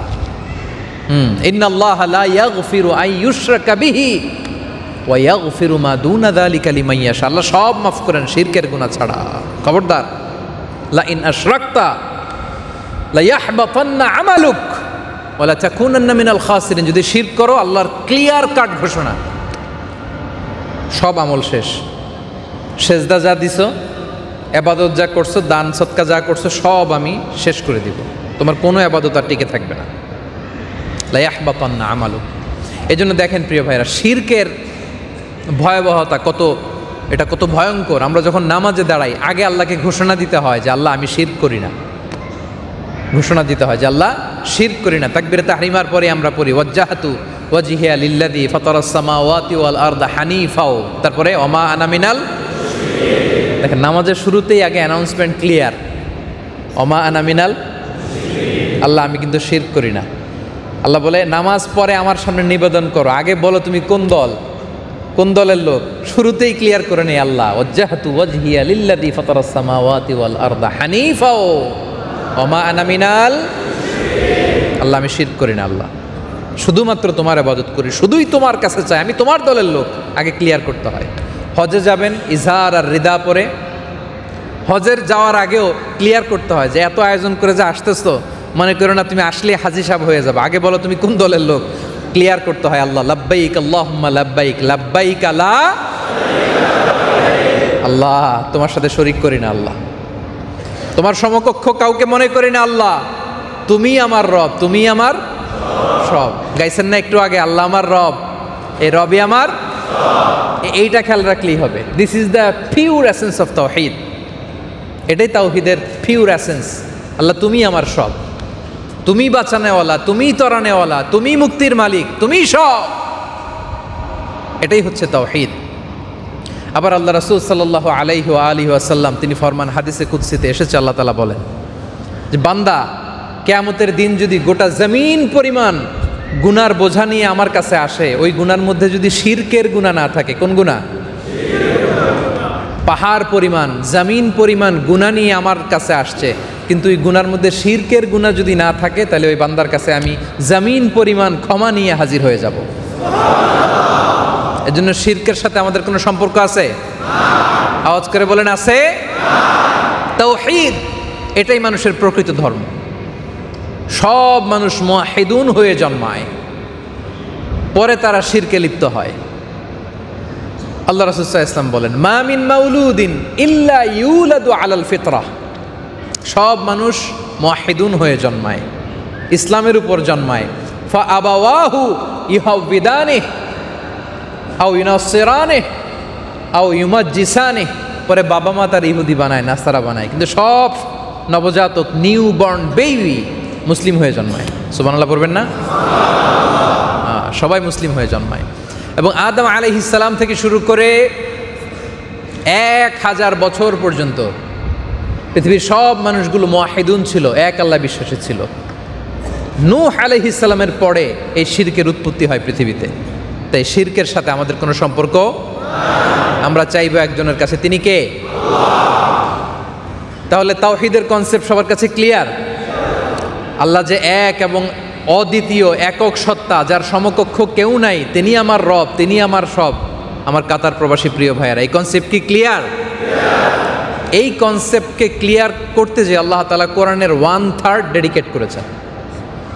টোটাল কোরআনের 1/3 ইজ ডেডিকেটেড টু তাওহীদ। কোরআনের গোটা কোরআনের 3 ভাগের 1 ভাগ আল্লাহ আলোচনা করেছেন কি নিয়ে? তাওহীদ নিয়ে। অনেকগুলো সূরাতে আল্লাহ তাআলা চমৎকারভাবে, আয়াতুল কুরসির ভেতরে চমৎকারভাবে তিনি তুলে ধরেছেন ওনার একত্ববাদের কথা। সূরা হাশরের শেষ 3 আয়াতে চমৎকারভাবে তুলে ধরেছেন। সূরাতুল ইখলাসের মধ্যে সবচেয়ে ছোট, প্রিসাইজলি ছোট করে মাত্র 4 লাইনে আল্লাহ তাআলা এই তাওহীদের কথা তুলে ধরেছেন। সুবহানাল্লাহ পড়েন। সূরাতুল ইখলাস মুখস্থ আছে আপনাদের? মুখস্থ নাই কার? মুখস্থ নাই? মুসলিম মুখস্থ নাই তোমার সূরা ইখলাস? কুল হুয়াল্লাহু আহাদ আল্লাহুস সামাদ লাম ইয়ালিদ ওয়া লাম ইউলাদ ওয়া লাম ইয়াকুল লাহু কুফুয়ান আহাদ মুখস্থ নাই? না বুঝে হাত তুলছে সে। আরে সূরাতুল ইখলাস মুসলমান আর কি বলবো, অনেক হিন্দু ভাইয়েরও মুখস্থ। হিন্দুরা মুখস্থ পারে না এটা? একই সমাজের হিন্দু হওয়ার কারণে দেখবেন যে জরুরি কিছু দোয়া কালাম সূরা, সূরা ফাতিহা, সূরা ইখলাস এগুলো হিন্দুরাও পারে। না বুঝে হাত তুলছে সে। তাহলে সূরা ইখলাস আমাদের মুখস্থ আছে না নাই? সূরা ইখলাসের অপর একটা নাম হচ্ছে সূরাতুত তাওহীদ। সূরা ইখলাসের অপর নাম কি? কারণ এখানে আল্লাহ তাআলা নিজের একত্ববাদের কথা তুলে ধরেছেন। খুব চমৎকারভাবে আল্লাহ তাআলা সূরা ইখলাসের মধ্যে বলেছেন নিজের পরিচয়। এত শর্টলি, আমি তো অনেকগুলো জায়গার কথা বললাম, আরও অনেক সূরায় অনেক আয়াত আল্লাহ তাআলা প্রিসাইজলি বলেছেন, কিন্তু সূরা ইখলাসের মধ্যে যত সহজে যত সুন্দর করে প্রিসাইজলি মুখতাসার আল্লাহ তাআলা নিজের পরিচয় দিয়েছেন, কোরআনের আর কোথাও এরকম দেন নাই। সুবহানাল্লাহ পড়েন। মুখস্থ আছে না সবার? কুল হুয়াল্লাহু আল্লাহুস লাম ইয়ালিদ ওয়া লাম ইউলাদ ওয়া লাম ইয়াকুল লাহু। হে নবী আপনি বলুন কুল হুয়াল্লাহু, আল্লাহ এক এবং অদ্বিতীয়। হে নবী আপনি বলে দেন আল্লাহ এক এবং অদ্বিতীয়। দেখছেন আল্লাহ যে এক এবং অদ্বিতীয়, তাওহীদের কত চমৎকার বিবরণ। আল্লাহুস সামাদ, আল্লাহ তাআলা অমুখাপেক্ষী, তিনি কারও প্রতি মুখাপেক্ষী নন। লাম ইয়ালিদ ওয়া লাম ইউলাদ, তিনি জন্ম কাউকে দেনও নাই, তিনি জন্ম নেনও নাই, কাউকে জন্ম দেনও। ওয়া লাম ইয়াকুল লাহু কুফুয়ান আহাদ, তার মতো তার সমকক্ষ তার সিমিলার কেউ নাই। তাহলে তিনি কার মতো? তিনি তার মতো। আল্লাহ কার মতো? আল্লাহ আল্লাহর মতো। কি চমৎকার! সুবহানাল্লাহ। লাইসা কামিসলিহি শাই, তার কোনো মিসেল নাই, তার কোনো মাসাল নাই। তাহলে তিনি কার মতো? আওয়াজ করে উত্তর দিবেন, বলবেন যে তিনি তার মতো।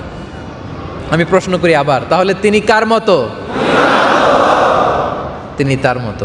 ওয়ালাম ইয়াকুল লাহু কুফুয়ান আহাদ। তাহলে আল্লাহর পরিচয় পাইছেন? চিনছেন আল্লাহ রে? কুল হুয়াল্লাহু আহাদ। হে নবী আপনি বলেন আল্লাহ এক, অদ্বিতীয়, তিনি অ্যাবসলিউটলি অ্যাবসলিউট, তিনি একক, অদ্বিতীয় সত্তা। আমরা অনেক সময় আল্লাহর ব্যাপারে এমন এমন কিছু প্রশ্ন করে ফেলি যেগুলো আসলে আল্লাহর সাথে যায় না, তারপর করে ফেলি। কেন করি? আমাদের হিউম্যান লিমিটেশনসের কারণে। এমন এমন প্রশ্ন আমরা আল্লাহর ব্যাপারে করি, এগুলো আল্লাহর ব্যাপারে অপ্রাসঙ্গিক। কারণ আল্লাহকে প্রশ্নের বাধায় বাধা যায়, কারণ আমরা হচ্ছি সৃষ্টি আর তিনি কি স্রষ্টা। আমাদের সময় লাগে, কাল লাগে, স্থান লাগে, আল্লাহর লাগে? এই যে আজকের প্রোগ্রামে এসে আমার বসার জন্য একটা জায়গা লাগছে না? কথা বলে না? আপনি এসে যে শ্রোতা হিসেবে আসন গ্রহণ করলেন, আপনার একটা জায়গা লাগছে কিনা? আল্লাহ তাআলার কি এরকম জায়গা লাগে? না। এই যে আমরা আলোচনা করতেছি, একটা টাইম যাচ্ছে না, আমরা টাইমের মুখাপেক্ষী না? আল্লাহর কি এরকম টাইম লাগে? আরে তিনি তো টাইমের স্রষ্টা। হ্যাঁ, উনি তো খালিকুল আস, খালিকুল ওয়াক্ত। ওনার টাইম লাগবে কি করে? ওনার স্থান, কাল, পাত্র, ভাষা এগুলোর ঊর্ধ্বে তিনি। আল্লাহু আকবার। সব কিছুর ঊর্ধ্বে, সময়ের ঊর্ধ্বে, কালের ঊর্ধ্বে, স্থানের ঊর্ধ্বে, ভাষার ঊর্ধ্বে। তা আমরা অনেক সময় এমন অবান্তর প্রশ্ন করে ফেলি যেটা আসলে আল্লাহর সাথে যায়। আমাদের কাল আছে, অতীত, বর্তমান, ভবিষ্যৎ। এই যে আমি মাগরিব পরে যে হোটেল থেকে আসলাম, এটা আমার অতীত। এই যে এখন আপনাদের সাথে তাফসির করতেছি, কথা বলতেছি, এটা আমাদের বর্তমান। বর্তমানকে ধরা ছোঁয়া যায় না, প্রতি সেকেন্ডেই বর্তমান অতীত হয়ে যায়। এই যে একটু আগে যেই কথাটা বলছি, এটা অতীত হয়ে গেছে, তাই না? প্রতি ন্যানো সেকেন্ডে আমাদের মুহূর্তগুলো অতীত হয়ে যাচ্ছে, আর সামনে যেটা হবে এটা আমাদের ভবিষ্যৎ। আল্লাহর কি এরকম অতীত, বর্তমান, ভবিষ্যৎ আছে? ওই যে ইবলিস দুষ্টামি করছিল, আদম আলাইহিস সালামকে জান্নাত থেকে দুনিয়ায় পাঠালেন, মুহাম্মদ সাল্লাল্লাহু আলাইহি ওয়াসাল্লাম আসলেন, কিয়ামত হবে, এই টোটাল সব কিছু আল্লাহ অ্যাট এ গ্ল্যান্সে দেখে। সুবহানাল্লাহ পড়তে পারলেন না? লা তুদরিকুহুল আবসার ওয়া হুয়া ইউদরিকুল আবসার ওয়া হুয়াল লাতীফুল খাবীর। পৃথিবীর কোনো চোখ তারে দেখে না, কিন্তু তিনি সব চোখগুলারে দেখে। আওয়াজ করে বলেন, তিনি কে? হুয়াল আউয়ালু ওয়াল আখিরু ওয়াল যাহিরু ওয়াল বাতিন ওয়া হুয়া বিকুল্লি শাইইন আলিম। তিনি প্রথম, তিনি শেষ, তিনি প্রকাশ্য, তিনি প্রচ্ছন্ন। তিনি কে? তিনি সূচনাহীন অতীত থেকে আছেন, তিনি সীমাহীন ভবিষ্যৎ পর্যন্ত থাকবেন। সূচনাহীন অতীত থেকে আছেন। আচ্ছা, আওয়াজ করে বলেন, আল্লাহ কবে থেকে আছেন? বলেন দেখি কে বলতে পারে সাহস করে। তিনি তিনি এমন অতীত থেকে আছেন যেটা সূচনাহীন। তিনি সূচনাহীন অতীত থেকে আছেন। তাইলে আল্লাহর ক্ষমতা কবে পর্যন্ত থাকবে বলেন? হ্যাঁ, তিনি সীমাহীন ভবিষ্যৎ পর্যন্ত থাকবেন। তাহলে এটা আমাদের সাথে মিলে? কথা বুঝে নাই বোধহয়। আল্লাহর কোনো কিছু আমাদের সাথে মিলে? আপনি হুট করে প্রশ্ন করে ফেলেন যে আল্লাহর ব্যাপারে এটা ওইটা। তিনি তো এগুলোর ঊর্ধ্বে। তিনি সূচনাহীন অতীত থেকে আছেন, তিনি সীমাহীন ভবিষ্যৎ পর্যন্ত থাকবেন, তিনি শাশ্বত, চিরঞ্জীব, অবিনশ্বর, প্রকাশ্য, প্রচ্ছন্ন। সুবহানাল্লাহ। এবং আল্লাহ যে আরশের উপরে আছেন, আরশের উপর যে তিনি সমাসীন, ওইখানে কোনো সময় নাই। ওইটা এমন জোন, এটা লা জামান লা মাকান। ওইখানে কোনো জামান নাই, ওইখানে কোনো মাকান নাই। ওইটার বিবরণ আমাদের ভাষা দিয়ে বর্ণনা করে এটা বোঝানো সম্ভব না। তো মক্কার কোরাইশরা আল্লাহ রাসূল সাল্লাল্লাহু আলাইহি ওয়াসাল্লামকে, আল্লাহকে আমাদের মতো সত্তা মনে করে প্রশ্ন করছিল যে মুহাম্মদ বাইয়িন লানা নাসাবা রাব্বিক, এ মুহাম্মদ তোমার আল্লাহর নসবনামাটা একটু বলো। কারণ আরবরা নসবকে প্রিজার্ভ করতো, লিনিয়েজ, বংশ পরিক্রমাকে তারা মুখস্থ করতো, যেন তেন ভাবে না। শুধু আপনার নাম, আপনার বাবার নাম এতটুকু না, আপনার বাবা, আপনার দাদা, 14 পুরুষ মুখস্থ। দেখলেই মানুষ, দেখলেই তার নাম কি, তার বাবার নাম কি, দাদার নাম কি, কয় পুরুষ। শুধু মানুষই না, উটের পায়ের ছাপ দেখে আরবরা জাহিলি যুগে উটের পায়ের ছাপ দেখে এই উটটা কোন বংশের, কোন গোত্রের, এই উটের মালিককে, তার বাবাকে, দাদাকে, 14 পুরুষ। সুবহানাল্লাহ করতে পারলেন না? বংশকে তারা এইভাবে প্রিজার্ভ করত। তো তারা আল্লাহ তাআলাকে আমাদের মতো সত্তা মনে করে রাসূল সাল্লাল্লাহু আলাইহি ওয়াসাল্লামকে এসে বলে, ইয়া মুহাম্মদ বাইয়িন লানা নাসাবা রাব্বিক, তোমার রবের নসবনামাটা বলো তো, তোমার আল্লাহর বাবাকে, দাদাকে, এরকম 14 পুরুষ বলো। এই প্রশ্নের জবাবে আল্লাহ তাআলা এই সূরাটা নাজিল করেছেন, 4 লাইনের এই সূরা। যে নবী হে, তারা আমার নসবনামা জানতে চায়, তাদেরকে আপনি বলে দেন, কুল হুয়াল্লাহু আল্লাহুস সামাদ লাম ইয়ালিদ ওয়া লাম ইয়াকুল লাহু। হে নবী, আপনি তাদের মুখের সামনে স্পষ্ট করে দ্ব্যর্থহীন কণ্ঠে ঘোষণা করুন, কুল হুয়াল্লাহু আহাদ। হে নবী বলুন, আল্লাহ এক এবং অদ্বিতীয়, তার মতো কেউ হয় না। আল্লাহুস সামাদ, তিনি অমুখাপেক্ষী। লাম ইয়ালিদ ওয়া লাম ইউলাদ, জন্ম দেয়ও নাই, নেয়ও নাই। ওয়া লাম ইয়াকুল লাহু কুফুয়ান আহাদ, তার মতো কেউ নাই। আল্লাহু আকবার। মুশরিকদের আরেকটা গ্রুপ এসে আরেকবার প্রশ্ন করে, ইয়া মুহাম্মদ বাইয়িন লানা জিনসা রাব্বিক আহুয়া মিন যাহাব আও ফিদ্দা আও মিন খাশাব।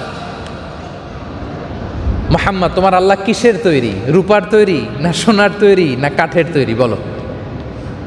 তারা এসে যখন আল্লাহ রাসূল সাল্লাল্লাহু আলাইহি ওয়াসাল্লামের কাছে প্রশ্ন করছে, তোমার আল্লাহ কি দিয়ে তৈরি, তখন আল্লাহ তাআলা এই সূরাটা নাজিল করেন যে, নবী হে, আপনি স্পষ্ট করে আমার পরিচয় তুলে ধরুন আর বলুন, কুল হুয়াল্লাহু আল্লাহুস লাম ইয়ালিদ ওয়া লাম ইয়াকুল লাহু। নবী স্পষ্ট করে বলে দেন, কুল হুয়াল্লাহু আহাদ আল্লাহুস সামাদ লাম ইয়ালিদ ওয়া লাম ইউলাদ ওয়া লাম ইয়াকুল লাহু কুফুয়ান আহাদ। আমি তাদের মতো নই, জন্ম দেইও নাই, নেইও নাই, কারো প্রতি আমি মুখাপেক্ষী নই, আমি এক অদ্বিতীয়, আমার মতো কেউ নাই। আল্লাহু আকবার। সূরাতুল ইখলাস এই প্রেক্ষাপটগুলোতে নাজিল হয়েছে এবং এই সূরাটার অনেক ফজিলত আছে। আল্লাহ রাসূল সাল্লাল্লাহু আলাইহি ওয়া আলিহি ওয়াসাল্লাম এই ছোট্ট সূরাটাকে বড্ড ভালোবাসতেন। তিনি ফজরের 2 রাকাত সুন্নতের দ্বিতীয় রাকাতে, মাগরিবের 2 রাকাত সুন্নতের দ্বিতীয় রাকাতে এই সূরা ইখলাস পড়তেন। বিতরের সালাতের তৃতীয় রাকাতে তিনি সূরা ইখলাস পড়তেন। তাওয়াফ শেষে 2 রাকাত নামাজ পড়া সুন্নাহ। রাসূল সাল্লাল্লাহু আলাইহি ওয়াসাল্লাম তাওয়াফের শেষে যে 2 রাকাত নামাজ, তার প্রথম রাকাতে সূরাতুল কাফিরুন, দ্বিতীয় রাকাতে সূরা ইখলাস পড়তেন। সুবহানাল্লাহ। পড়েন তো আপনারা এই সূরাটা। এই সূরাটা রাসূল সাল্লাল্লাহু আলাইহি ওয়াসাল্লামের ডেইলি ওজিফা ছিল। ফজরের পরে, মাগরিবের পরে, ঘুমোতে যাওয়ার আগে সব সময় তিনি এই সূরার সাথে আরও 2টা সূরা মুআউযিজাতান, সূরা ফালাক, সূরা নাস মিলিয়ে এই 3টা সূরার একসাথে আরবিতে বলে কুল আস-সালাসা, মানে 3 কুল। এই 3টা সূরাকে একসাথে আরবিতে বলে কুল আস-সালাসা, মানে কয় কুল? 3 কুল। কারণ 3টা সূরাই শুরু হয়েছে কি দিয়ে? কুল শব্দ দিয়ে, তাই না? কুল আউযু বিরাব্বিন নাস, কুল আউযু বিরাব্বিল ফালাক, কুল হুয়াল্লাহু।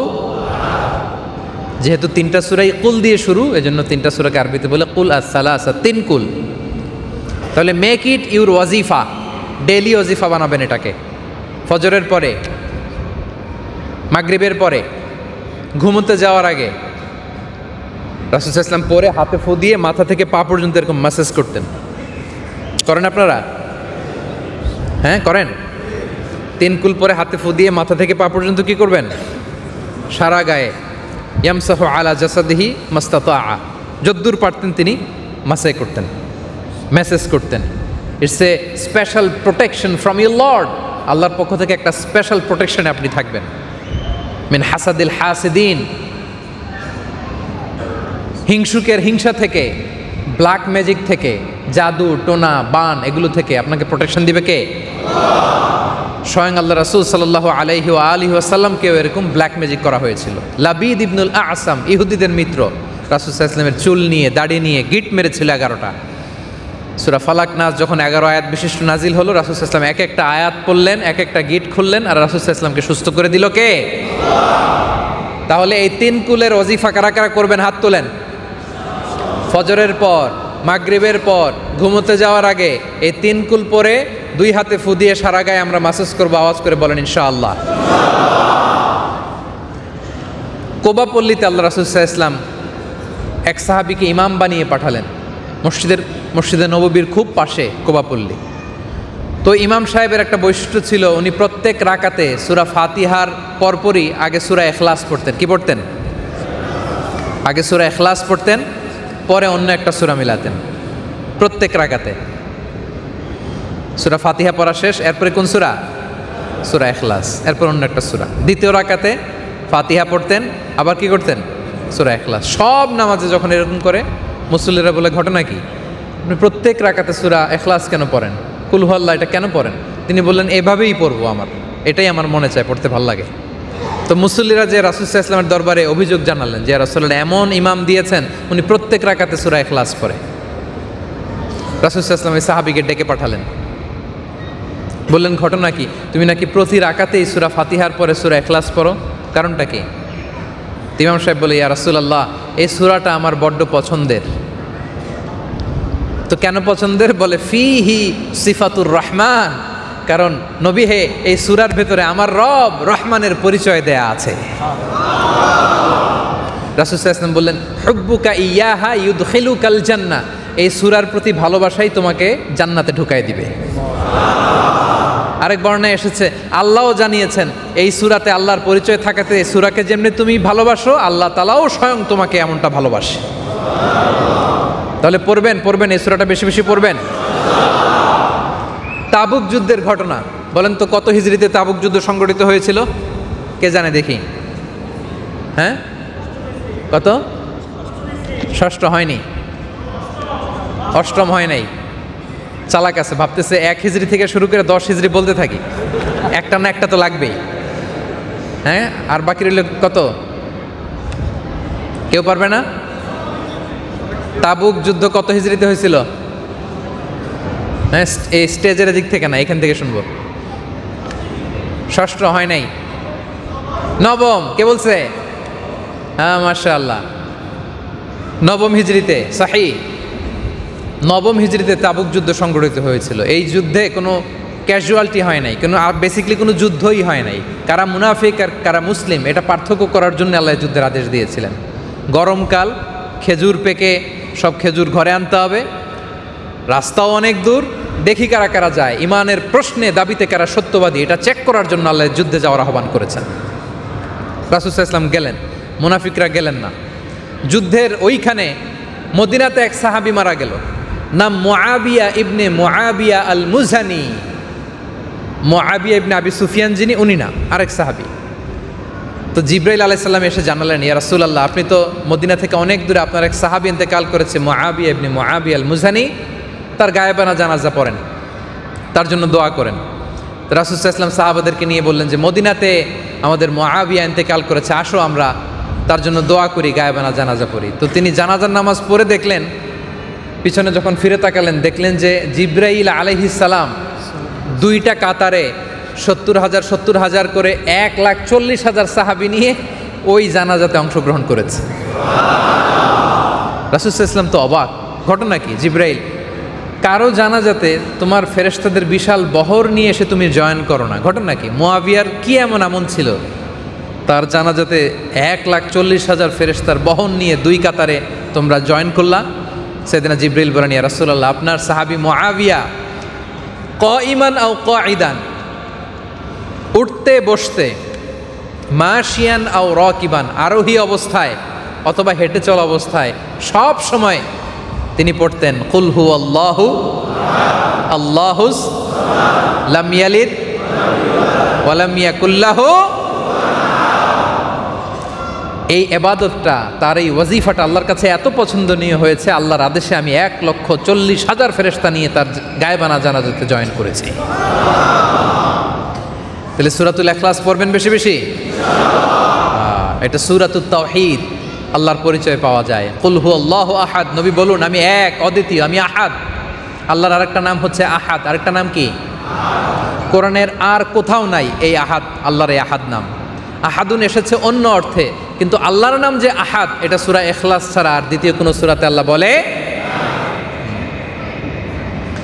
ওয়াহিদুন, এটার মানেও এক, আহাদ মানেও এক, কিন্তু পার্থক্য আছে। ওয়াহিদুনের ওয়াহিদাতুন আছে, স্ত্রীবাচক আছে, কিন্তু আহাদুনের কোনো স্ত্রীবাচক।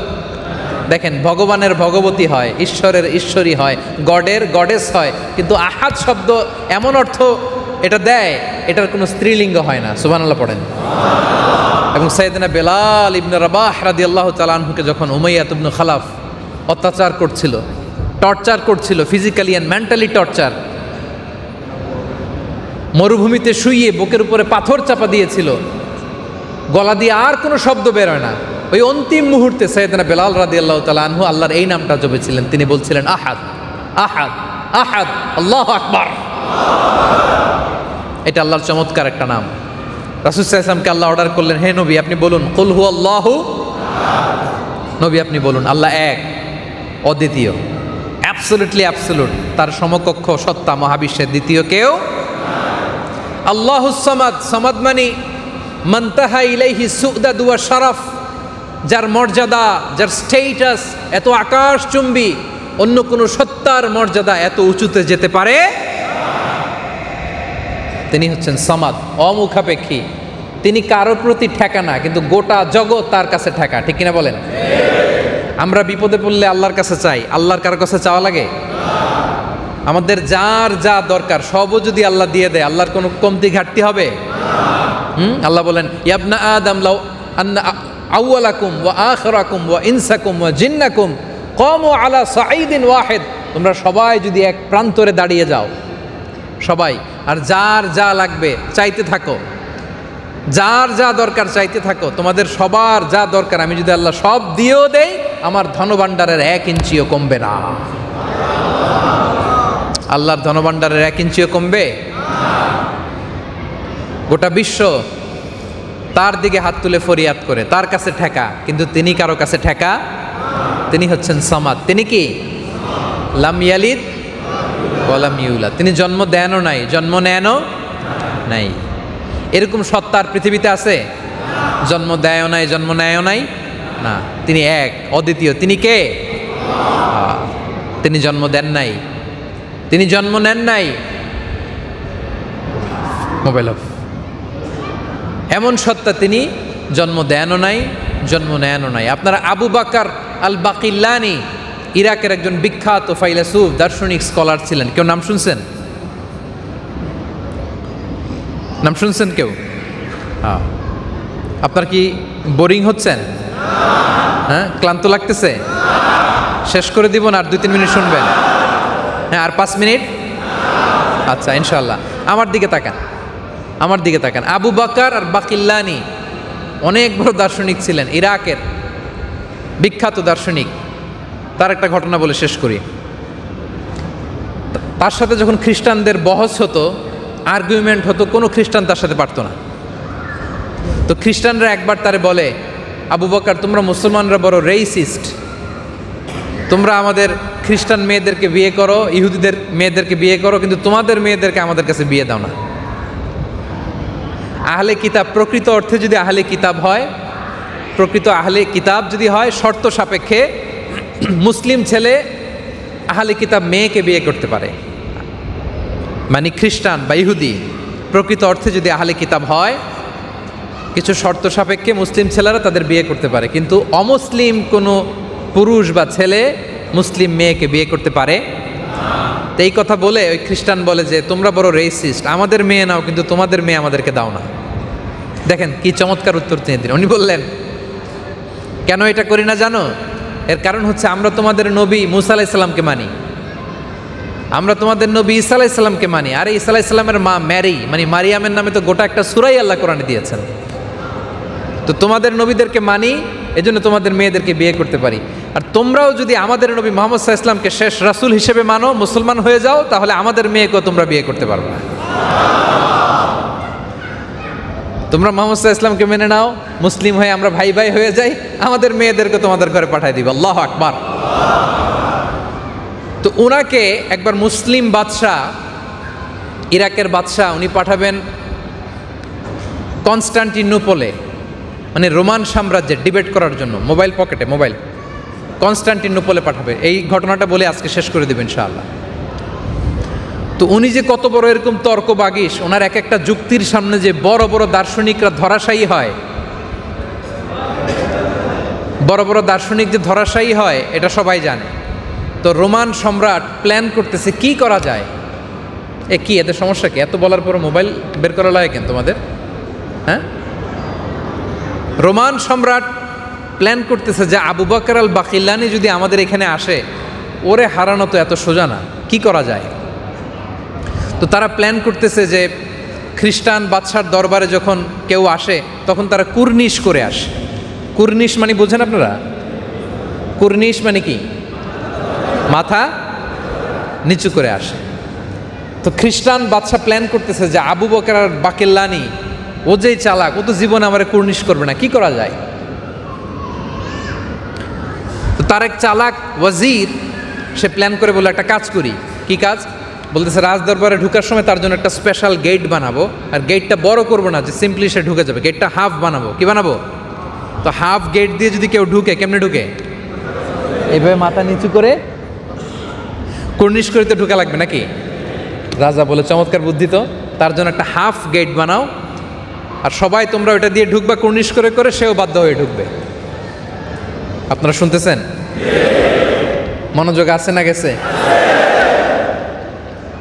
এক কাজ করো, হাফ গেট, ওই গেট দিয়ে সবাই ঢুকবা,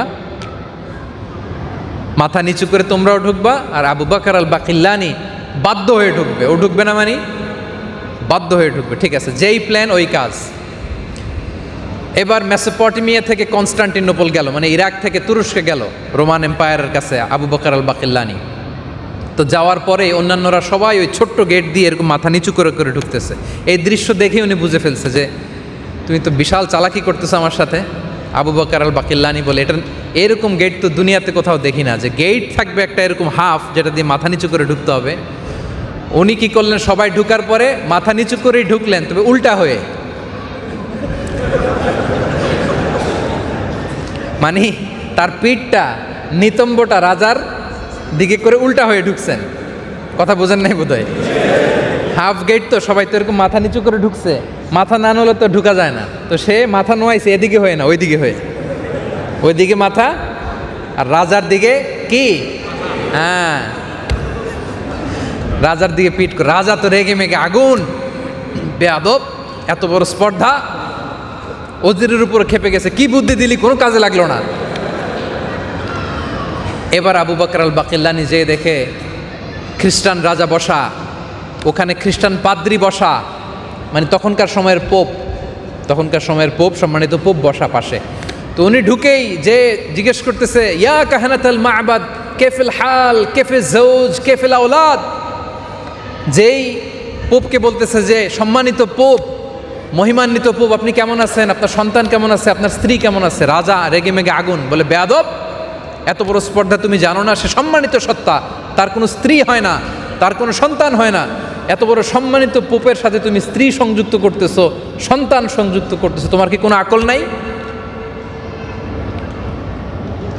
তোমার কি বুদ্ধি জ্ঞান কিছু নাই? আবু বকর আল বাকিল্লানি বলে, পোপ আপনাদের কাছে এত সম্মানিত যে এত পবিত্র, তার স্ত্রী থাকতে পারে না, সন্তান থাকতে পারে না, তাহলে ঈসা আলাইহিস সালামরে কেমনে আপনারা আল্লাহর সন্তান বানান? ম্যারিকে, মারিয়াম আলাইহিস সালামকে কিভাবে আল্লাহর স্ত্রী বানান? আল্লাহু আকবার। এরকম চমৎকার উপস্থিত বুদ্ধি দিয়ে আবু বকর আল বাকিল্লানি গোটা খ্রিস্ট সমাজকে কাবু করে ফেলেছে। ওই জায়গায় দাঁড়িয়ে শাহাদা পড়েছে বিশাল সংখ্যক লোক, আওয়াজ করে পড়েছে আশহাদু আল্লাহ ইলাহা ইল্লাল্লাহ ওয়া আশহাদু আন্না মুহাম্মাদান আবদুহু ওয়া রাসূলুহু। তাহলে আল্লাহ বললেন লাম ইয়ালিদ ওয়া লাম, তিনি জন্ম দেনও নাই, জন্ম নেনও, ওয়ালাম ইয়াকুল্লাহু কুফুয়ান আহাদ, তার সিমিলার কেউ নাই, কুফু নাই। তাহলে তিনি কার মতো? কাতার প্রবাসী প্রিয় ভাইয়ের আওয়াজ করে বলেন, আল্লাহ কার মতো? আল্লাহ আল্লাহর মতো। তাহলে সূরাতুল ইখলাস, এটা হচ্ছে সূরাতুত তাওহীদ। আল্লাহর একত্ববাদের ব্যাপারে আপনাদের ধারণা ক্লিয়ার হয়েছে? তাহলে আওয়াজ করে, ক্লিয়ার হলে আওয়াজ করে উত্তর দেন, আমাদের রব কে? আমাদের মাহবুদ কে? আমরা চাইবো কার কাছে? রোনাজারি করবো কার কাছে? ফরিয়াদের দুই হাত তুলবো কার কাছে? কারণ তিনি আমার রব, তিনি আমার, এই কথাটা মনে থাকবে, তিনি আমার রব, তিনি আমার। আমরা যেন সবসময় তার কাছে চাই, আমরা যেন বারবার তার কাছে ফিরি, আমরা যেন তাকে সেজদা দেই, আমাদের ইবাদতের সবটুকুন যেন আমরা সেই মহান সত্তার কাছে নিবেদন করি। আল্লাহ তাআলা আমাদের তৌফিক দান করুন। আল্লাহ তাআলা আমাদের সবাইকে কথাগুলো বোঝার ও আমল করার তৌফিক দান করুন। যতটুকু আলোচনা উপস্থাপন করলাম কোরআন সুন্নাহর আলোকে বলেছি, বানিয়ে কিছু বলি নাই। তারপরেও আমার মুখ ফসকে মনের অজান্তে কোনো মিস ইনফরমেশন যদি বের হয়ে যায়, সেগুলো যেন আল্লাহ তাআলা আপনাদের স্মৃতিপট থেকে মুছে দেয়। আমরা পড়ি আমিন। আর সত্য, সুন্দর, কল্যাণকর, হকের পক্ষে যা বলেছি তার সবটুকুন প্রথমে আল্লাহ তাআলা আমাকে এবং তারপর আপনাদের সবাইকে আমলের তৌফিক দান করুক। আমরা পড়ি আমিন। আল্লাহ তাআলা আমাদের এই মাজলিসকে কবুল করুন, ওয়াজারাতুল আওকাফকে কবুল করুন, দাওলাতু কাতারকে কবুল করুন। গোটা বিশ্বের যেখানে মাজলুমিন মুসলিমরা রয়েছে, আমরা তাদের জন্য দোয়া করি, আল্লাহ তাআলা তাদেরকে হেফাজত করুন। আপনারা সবাই বসবেন, ফিলিস্তিনের জন্য সংক্ষিপ্ত দোয়া হবে, দোয়ার পরে আপনারা সবাই বিদায় নেবেন ইনশাআল্লাহ। হাযা মা ইনদি ওয়াল ইলমু ইনদাল্লাহি আলাইহি তাওয়াক্কালতু ওয়া ইলাইহি উনীব। আসসালামু আলাইকুম ওয়া রাহমাতুল্লাহি তাআলা ওয়া বারাকাতুহু। السلام عليكم ورحمة الله وبركاته. بسم الله الرحمن الرحيم وبه نستعين والصلاة والسلام على الحبيب محمد وعلى آله وصحبه أجمعين وسلم تسليما كثيرا. সম্মানিত প্রধান অতিথি এবং সম্মানিত উপস্থিতি, আপনাদের সকলকে ধন্যবাদ জানাই দীর্ঘক্ষণ এই আলোচনা শোনার জন্য।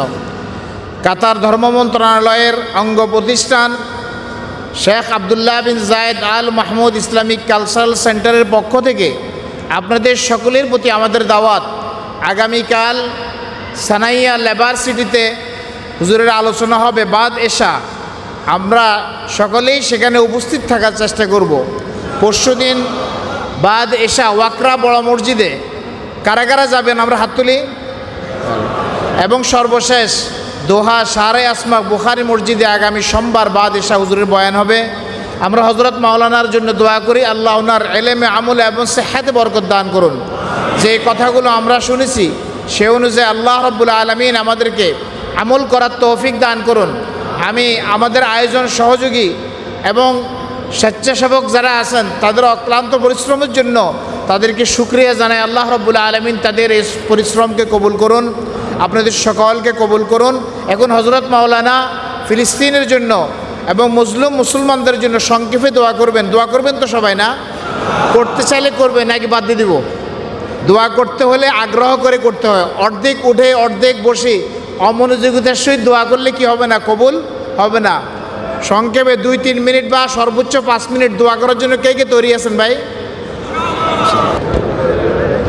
اللهم اجعل جمعنا هذا جمعا مرحوما واجعل تفرقنا من بعده تفرقا معصوما ولا تدع فينا ولا معنا شقيا ولا محروما اللهم لا تدع لنا ذنبا في مقامنا هذا إلا غفرته ولا دينا إلا قضيته ولا هما إلا فرجته ولا مريضا إلا شفيته ولا ميتا إلا رحمته ولا مجاهدا في سبيلك إلا نصرته ولا حاجة من حوائج الدنيا هي لك رضا ولنا فيها صلاح إلا وفيتها يا الله اللهم إنا نسألك عيش السعداء وموت الشهداء والحشر مع الأتقياء ومرافقة الأنبياء ونعوذ بك اللهم من جهد البلاء ودرك الشقاء وسوء القضاء وشماتة الأعداء اللهم أعز الإسلام والمسلمين اللهم أعز الإسلام والمسلمين اللهم أعز الإسلام والمسلمين اللهم أعز الإسلام والمسلمين اللهم من أراد بالإسلام والمسلمين خيرا فوفقه كل خير ومن أراد بالإسلام والمسلمين سوءا فاجعل كيده في نحره واجعل تدبيره تدميرا اللهم أعز الإسلام والمسلمين اللهم احفظ فلسطين اللهم احفظ غزة اللهم احفظ غزة يا ذا الجلال والعزة اللهم احفظ فلسطين من كيد الكائدين اللهم احفظ فلسطين من اليهود الملعونين المحتلين ربنا ظلمنا أنفسنا وإن لم تغفر لنا وترحمنا لنكونن من الخاسرين ربنا آتنا في الدنيا حسنة وفي الآخرة حسنة وقنا عذاب النار وصلى الله تعالى على خير خلقه محمد وعلى آله وصحبه أجمعين والحمد لله رب العالمين تقبل الله بارك الله فيكم السلام عليكم